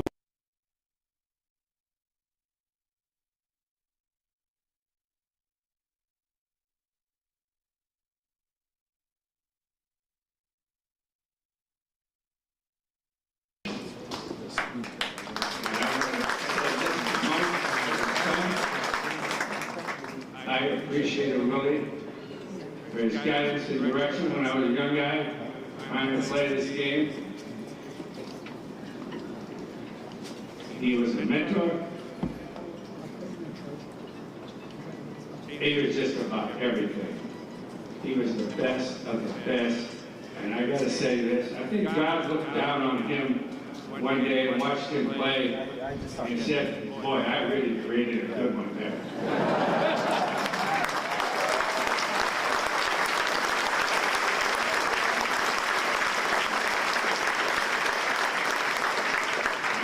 Personally thank him. I know he's looking down on this thing today. I know that. Because I'm a believer. I have faith. But this guy just had a style. I said this, I'm repeating myself. But God, it was beautiful. And again, this was his stage. If there was a script, he wrote it. Okay?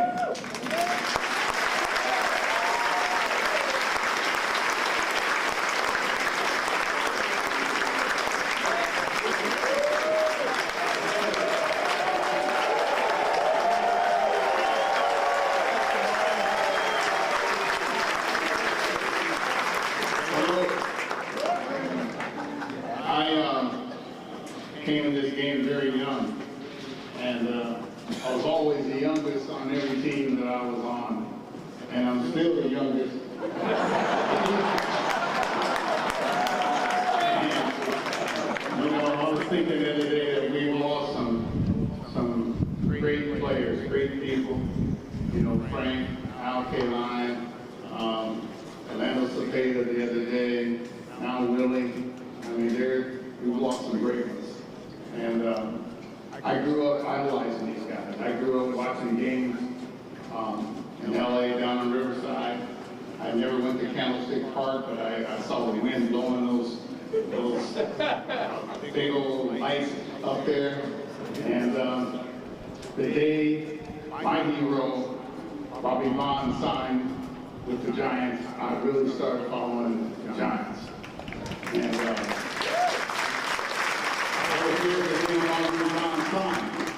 and I was like, this guy, I think his name is Evo Pusas. I said, hey man, you see me running the ball down there? But nah, I didn't see it.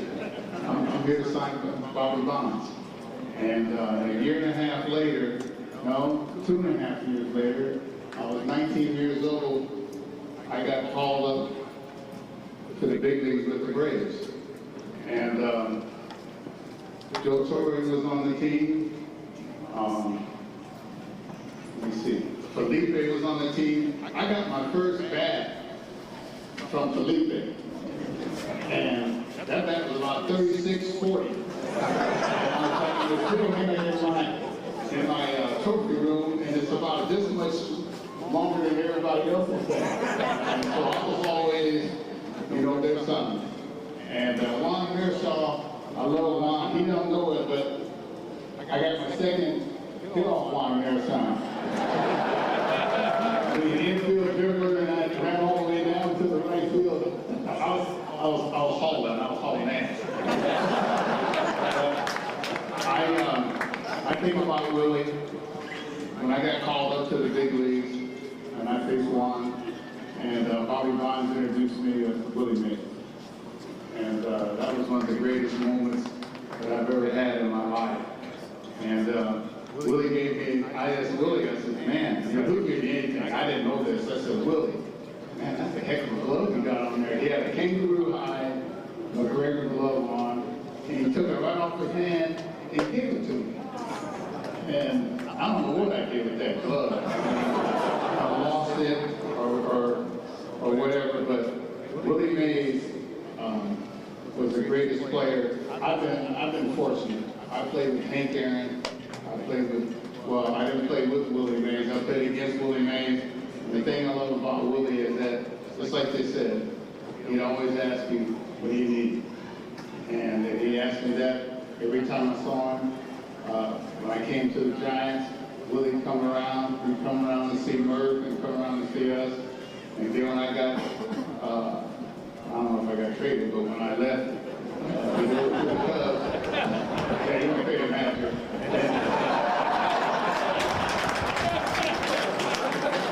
And then when I went to the clubs, Willie would always come and see me whenever we came here, whenever he was in the clubhouse, on the and the guys will all come around and say, hey man, can I meet Willie Mays? And unlike any other guy that I've been around, Willie signed balls, he talked to them, he knew the batting stances, he knew what their batting averages were. And lastly, I had a table in my office, and they were having the civil rights games. It was a nice table. And anybody that knows Willie Mays knows that Willie signs everything. You go to work out, everything. The ashtray signed, everything signed. So Willie signed my table. I said, man, what are you doing? He said, well, I do what I want.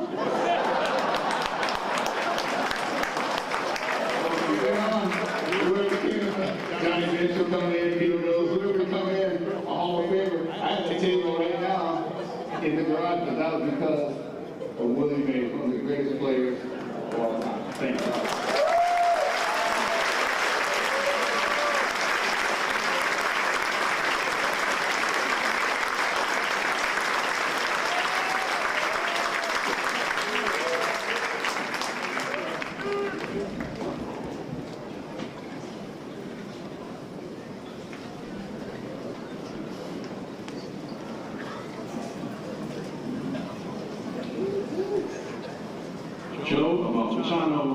Felipe Alou, Juan Marichal.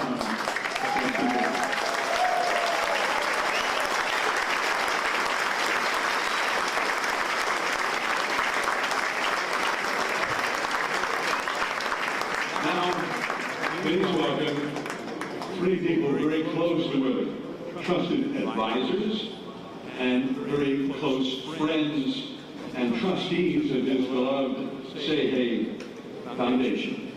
Please welcome Malcolm Heineke, Ambassador Jeff Bleich, and Godson, Dr.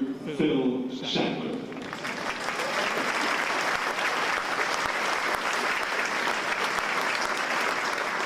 All right, good evening. My name is Malcolm Heineke, and for the past 2 decades I've had the honor of being Willie's lawyer and, more importantly, his friend. I don't need to tell you he was the greatest baseball player ever. Let me celebrate a few things about the friend I knew. First, Willie was loyal, old school loyal. Just like Dusty said, whatever you needed, he got it for you. Sitting before me in these seats are literally centuries worth of deep relationships with people who loved Willie and people who were loved by Willie. There are too many to list. I have to mention Willie's guardian angel, Renee. I have to mention Murph and Mario, and I have to say to the Giants, you all took care of Willie the way he took care of you. Pam and Larry Baer are here, thank you. And the McGowan family is here representing Peter, who loved Willie, and Willie loved Peter. I appreciate the applause, but the pitch clock is on me, so you know, save that for the good stuff. Despite all of his massive success, Willie had no airs about him, never pretentious.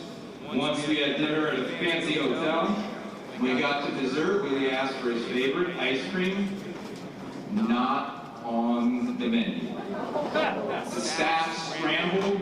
Minutes later, an out-of-breath waiter returned from his grocery store sprint, a cardboard pint of ice cream, right in front of Willie, still in the plastic bag with the receipt.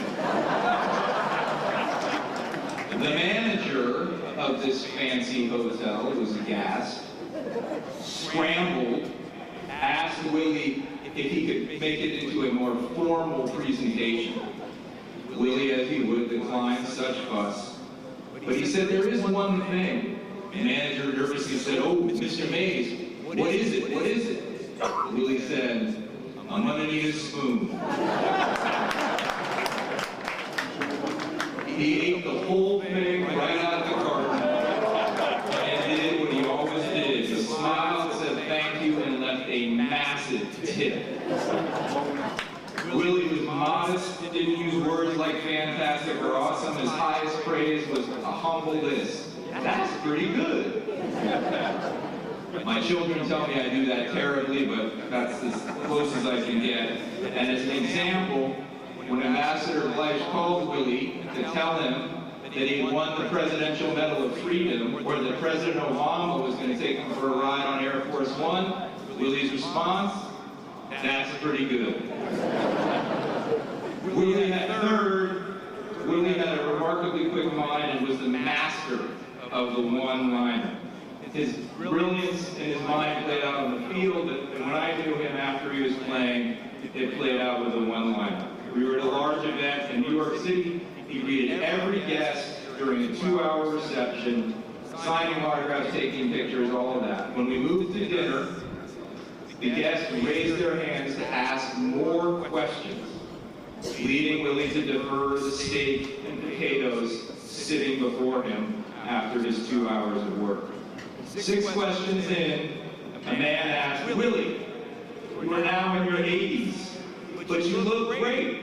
How do you stay so fit and trim?" Willie immediately responded, "Y'all ask me so many questions, I ain't got any time to eat."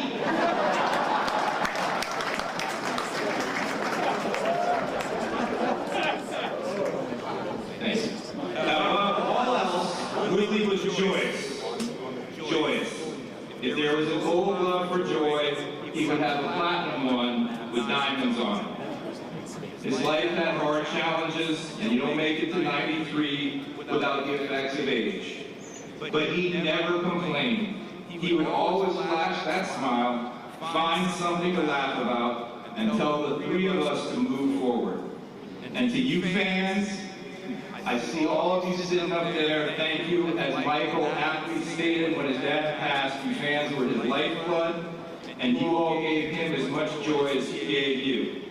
And on that note, I don't think this should just be limited in participation to the folks in the folding chairs, and I know Willie would want you all up there in the seats to participate. So we've come to that portion. And I want you to help me send some joy right up through this clear sky before the seagulls get here, right to Willie. I'm going to shout, "Say hey," and I'm going to ask you to repeat so loud after me that Willie can hear this. And we're going to do this 3 times. You ready? Here we go. Say hey! Say hey! Say hey!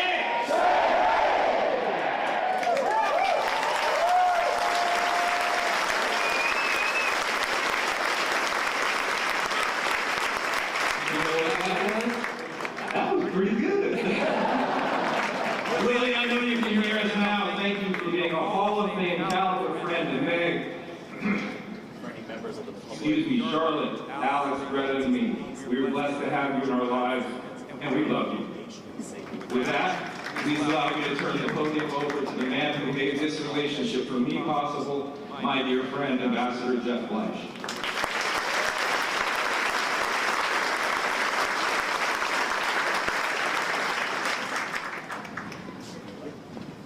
I'm Jeff Fleisch. The only people who have to call me ambassador are my kids. Shortly after he won his second MVP award in 1965, Willie wrote a book called My Life in and Out of Baseball. Because even then, at the peak of his career, Willie was already thinking about how to be an MVP off the field as well. As long as I've known Willie worked as hard at being a great X-ball player as he did at being a great ball player. And he told me because it was, if you live a good long life, you're going to be an ex-baseball player a hell of a lot more years than you ever were a ball player. So you better be good at it.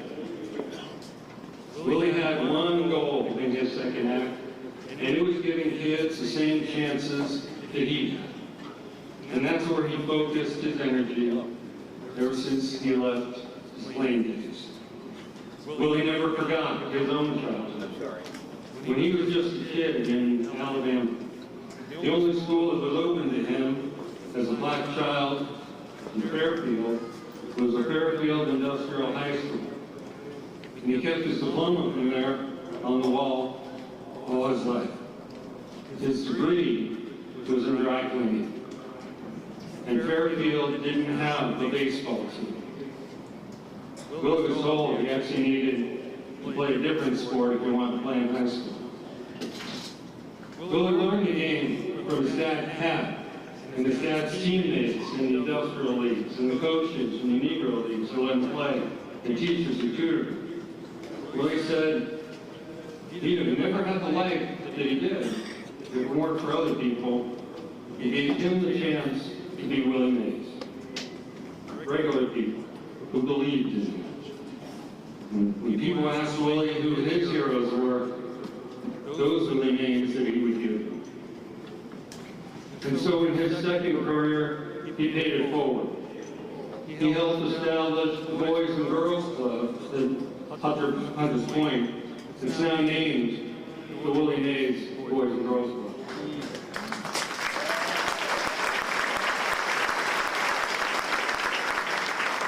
He rebuilt ball fields from Fairfield, Alabama to Richmond, California.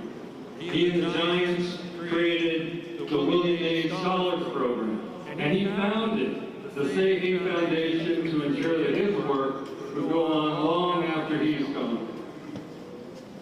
Helping children also brought out Willie's competitive side. When he was negotiating the advance for his biography, he commanded the highest demands ever for a retired athlete because he said, let's all go into the kids. And when he had a lifetime contract with the Giants, after Larry Baer became president, he went back for a bigger one. I remember Larry saying, it's a lifetime contract, Willie. How many lifetimes are you going to have it? And Willie said, it's for the kids. And so Larry said, okay, we're going to give you a lifetime extension. Live a long life.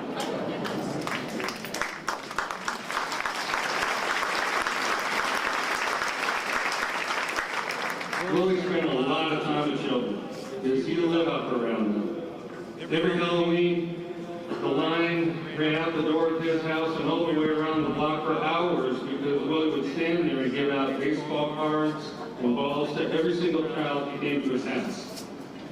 And then he also visited where they needed him the most, in hospitals, in youth centers, and in shelters. And Willie met every president, met the Queen of England. He hung out with the Rat Pack, and he could literally speak to anyone, whenever he wanted, at any time. But his friends, people he kept closest, most of the regular folks, he'd just be friends along the way. People didn't want anything from him but his friendship. A loyal coach, former caddy, his right-hand person, his godson and his dentist. We all got to see the good in Willie. Everyone who ever saw him play or heard him speak saw the good in him. And he filled his life with children and with genuine friends. He devoted himself to showing his gratitude and doing what he loved. And as the poet Hayden Carruth wrote, all else filters away, and he became mostly love. Sometimes I think people are great because they were great ball players. Willie Mays was a great ball player because he was a great man. And that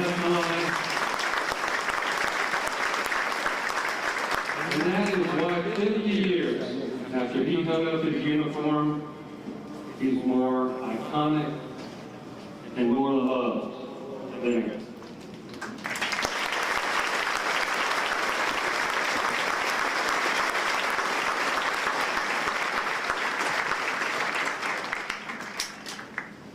I'm going to change the tone a little bit. We've been talking about Willie Mays and baseball and all the things he's done, Hall of Famers. I want to make a little change here. I want to talk about mic check 1, 2, 3, 4. Family From NBC. and fatherhood. As I was introduced earlier as Willie's godson, yeah, I am his godson, so is Baer. As you can see, I'm not the, I'm not athletic. Barry is. If Barry did what he did, if Barry is who he is, because of what Willie did put into Barry and the achievements Barry has. What I want to share with you is about Willie is family and fatherhood. As a kid, my father and Willie were best friends. Willie met my father back in New York. When the Giants came to San Francisco, Willie was one of his close friends, and Willie was literally our family friend. My father and mother would invite Willie over every Thanksgiving for dinner. As we grow up, Michael, Eric, my brother, my mother literally dressed us in a life. We would come to the games in Candlestick, and we were kids. We weren't really going to the game. We knew that we could go to the game, and in the locker room, Murph had hot dogs, chocolate candy, sodas. So when Willie was playing baseball, we weren't even out in the stands. We were in the locker room, getting in trouble. On the weekends, when Willie played away, Michael was at our house. When he was in town, Eric and I were at Willie's house, getting in trouble. And literally, we got deep. We did stuff that was not really cool, but imagine this, getting a spanking from Willie Mays.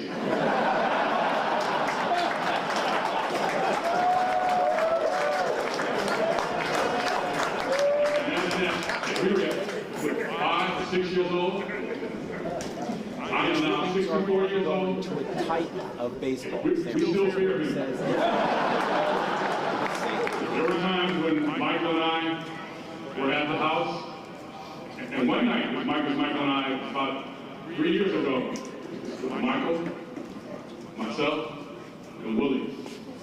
And he went off on us about some stuff that we should have done, we didn't do.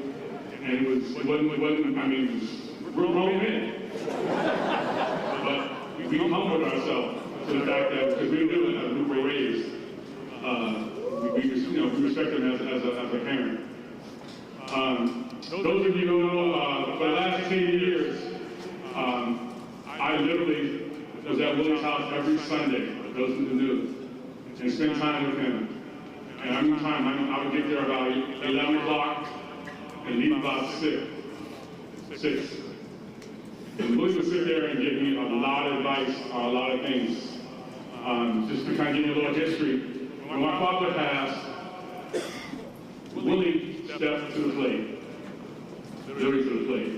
I mean, there's a thing about like being a godfather, that's like a symbol or this whatever it is. But Willie stepped up to the plate. I had some, first started my dental practice. I needed to get this contract. Willie was there to help me get the contract, negotiate the contract, to get my equipment I needed. After that, I had a major illness. I was in the hospital for a long time. Willie came to the hospital. When I got married, Willie was at my wedding. When I needed something, Willie was there. So, about fatherhood, family, he was that guy. And we keep talking about this baseball thing. You know, I didn't know Willie Mays. I knew Willie as a father figure. He was just a good friend. So I want to get into this.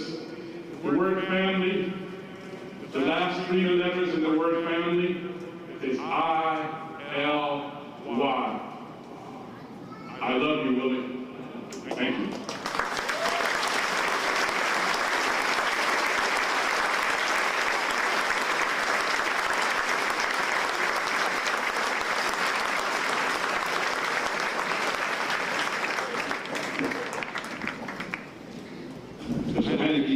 Ambassador Bleish, and Dr. Sackler, thank you so much. There's long shadows now. It's not a good time to hit. I mentioned that. And so we're talking about Willie.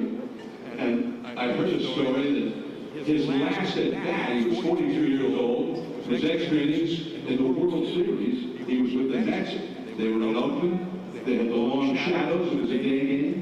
And he got the whole thing. There was a big run out in scoring position. If Willie could knock it in, the Mets would go ahead. And he said to the Oakland catcher, Ray Fossey, with Raleigh Fingers, a future Hall of Fame closer on that, he said, man, this place is brutal. this time of day. If he's going to be a fastball, I can't see it. That's a nightmare. It's always like this. Anyway, he got in the box. Fossey celebration called for the fastball. He got a fastball. Boom! Right back to the little base hit. And with the winning score for the Mets. So that's it.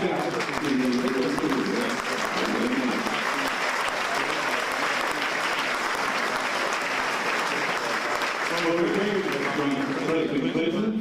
Now, if you could please direct your attention to the video award. We received a special video tribute from the 44th President of the United States for today, President Barack Obama.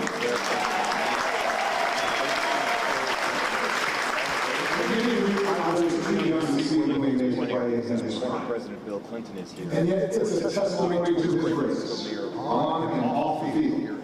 He served as an inspiration to me and to so many other Americans. His exploits on the field are well known and suffered legend. Blessed with an unmatched combination of grace, skill, and power, he excelled in every aspect of the game, from the moment he arrived in amassing a record of accomplishments that only a handful of players even came close to matching. They're here to have their fun. When you take into account his durability and longevity, when you factor in his extraordinary success during his brief stint in the Negro Leagues, and the fact that he lost 2 years of his prime to military service, a strong argument can be made that he is the greatest baseball player to have ever lived. But Willie Mays and our culture goes far beyond statistics. After all, in the 50s and 60s, baseball dominated American sports. Nothing came close. And as one of the major league's first black players, Willie's excellence, as well as the sheer beauty of the game, the basket catches, the too small cap that would fly off as he rounded the bases, his daring and his effortless charisma, ended up bridging our nation's racial divide. Whether you were black or white, everyone could appreciate Willie's unbridled enthusiasm. Mays family shared as well to share this moment with the crowd and share Willie Mays one more time. Alongside other giants like Jackie Robinson in honor of and Hank Willie Aaron, Mays. Willie's popularity changed racial attitudes in a way that political speeches long never could. 2 years. They made people re-examine how they viewed their fellow citizens in Korea, the and military the imperative of true equality, on the screen and helped pave the way for the civil rights revolution that would move us toward a more perfect union. Talking about what he meant. Not many athletes claim that kind of impact. Talking about this profound In a connection. very real sense, Willie Mays' career was one of the foundation stones that would ultimately allow someone like me to even consider running for president of the United States. Which is why I consider the opportunity to get to know Willie over the years and to say thank you but not to to be be one of the great joys of my life. a bunch of kids and buy them baseball. By the time I met him, Willie's sight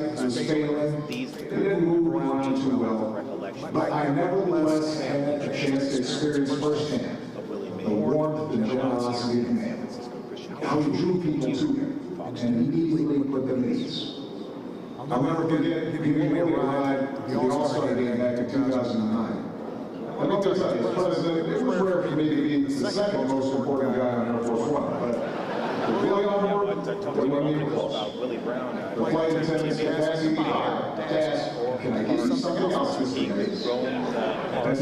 As far as I was concerned, that's exactly how it should have been. Mike, I know you're a Giants fan from That's who Willie Mays was. and it was common. A man who inspired admiration and affection without ever having to break a sweat.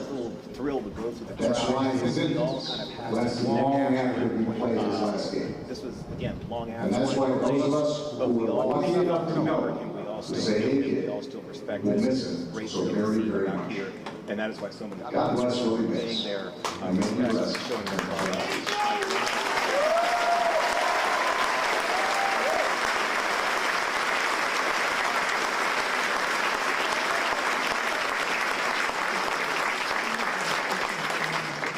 After Willie hit his 500th home run, which beat the Dodgers, by the way. The next day, he was in Merck's office before the game, and look-like tag for the 10. Was there with Willie. And How about being he kind of said to Willie, you know, I don't keep asking about Dave and Aaron and breaking those records and whatnot. I'm only thinking about 660. If I get to 660, that'll be the greatest thing for me because that's you, 660 home runs. And he was paying tribute to his godfather. And Willie looked at him and says, well, you got 500, man, you better get busy going to 660. It was one of the great relationships, one of the great sweet things to see the Barry Bonds, Willie Mays in Bert's office before games. And it was one of the great thrills for all of us, Giants fans, Giants broadcasters, to see the great things that Barry did. Here he is, Willie Mays, Godson, number 25, Barry Bonds.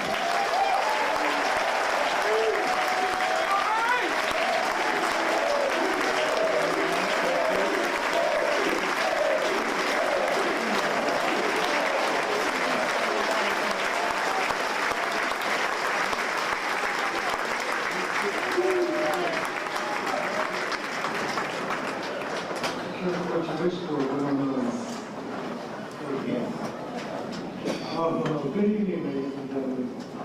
And thank you all sincerely for coming to celebrate the life of my godfather, Willie Mays.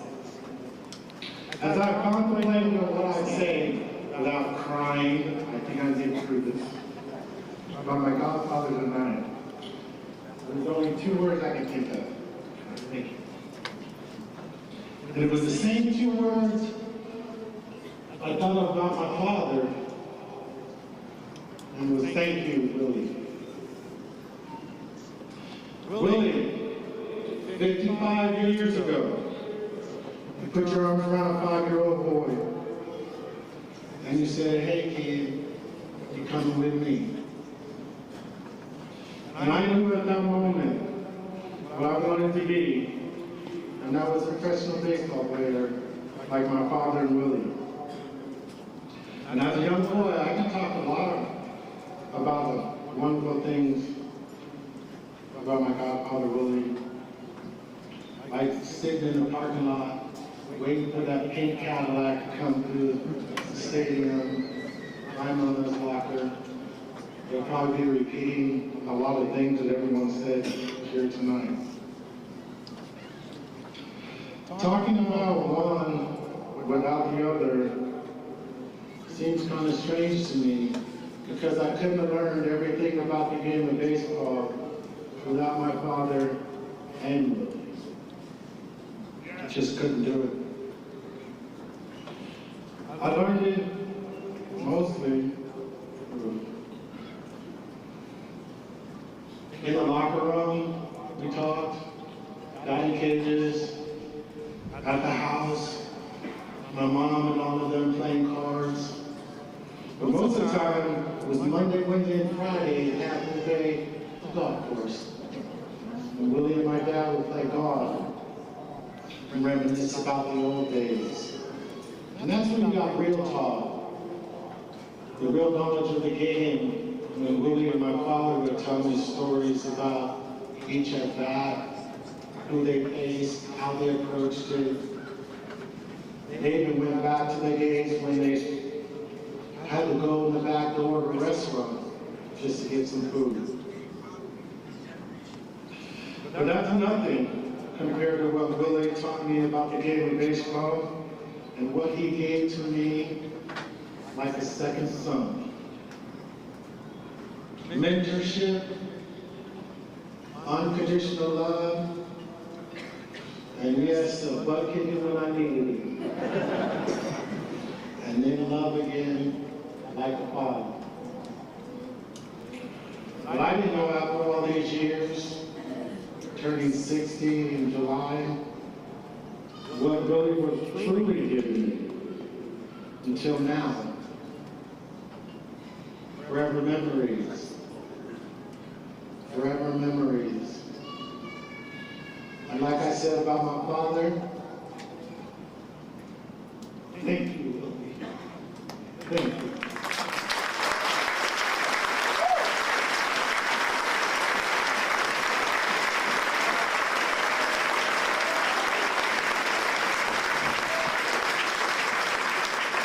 get cold. Now you know why it only took one pitch for me to hit that ball out of the old ballpark, so I'm gonna get that. Now I want to introduce this last person. It's like a big brother to me. Special Big brother. He never ever got jealous of my relationship with his father. He's always been close to me, and I've always put him first before me. And every time we got together, I got in trouble by Willie. I got yelled at sometimes. I would say, Mike.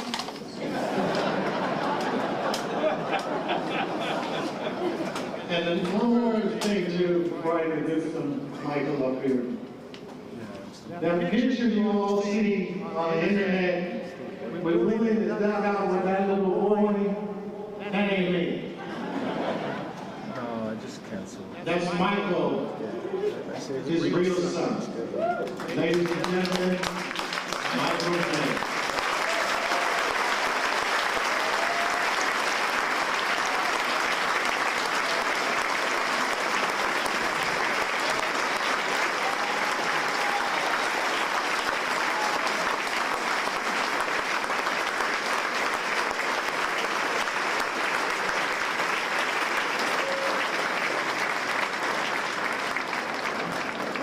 Dad was up here in front of all those pictures that were walking in the park. I feel like a rookie facing Marichal.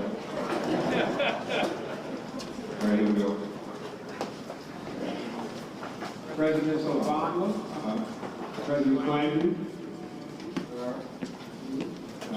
That sax guy was awesome, but I was hoping you'd sit in for me. Johnny's leadership, Larry, Pam, Sport, Earth, Mario, got a lot of mayors, and Agnes, Jordan, Reed, and Willie Brown, Commissioner Manfred, Mr. Torrey, Pastor Bernard Greason, honored guests, dear friends, big leaders, great city in San Francisco, auditorium and enduring fans. My magnificent participation here today is a testimony to my father's impact. I very much appreciate it. Phil, as best brothers ever go, I guess you'll have to do it. Big round of applause. Barry, seriously, may you be as embraced as I have always been by you and him. Because the fact is, you are the truth. Orlando Cepeda.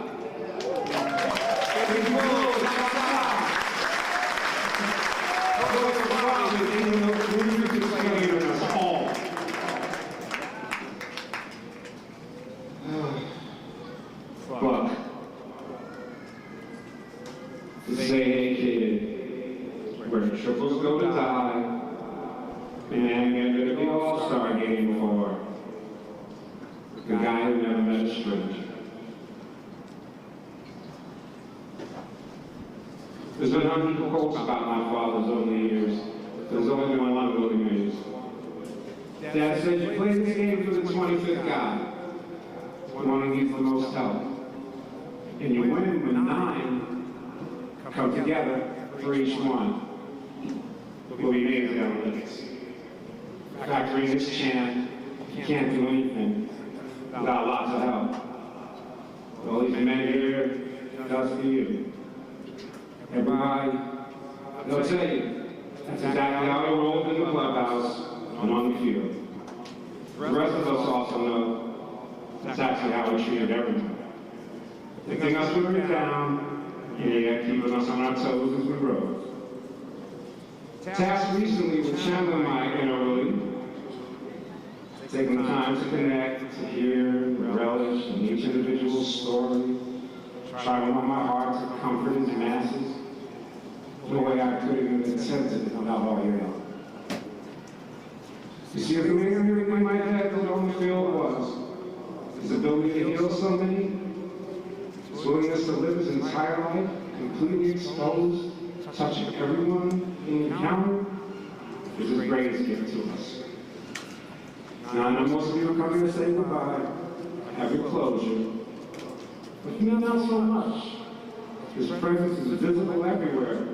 I'm filled and fueled with pride from your continuing outpouring of love for him, honored and privileged to be past this blazing torch, to be bound and in good company, to help forward his mission of uplifting those most needy, one kid at a time. So let's not say goodbye, just farewell. And let us pray. Father God, we bring good news. A champion is coming your way, a giant amongst men. We ask that you continue to use him in your good works and keep your light on his ways and devotions. Lord, our hearts and evermore need to be filled with love and togetherness, leaving no further room for any hate and division. We ask that you guide us in the generations to come to that peace and understanding through your grace and glory. In Jesus' name we pray. Amen.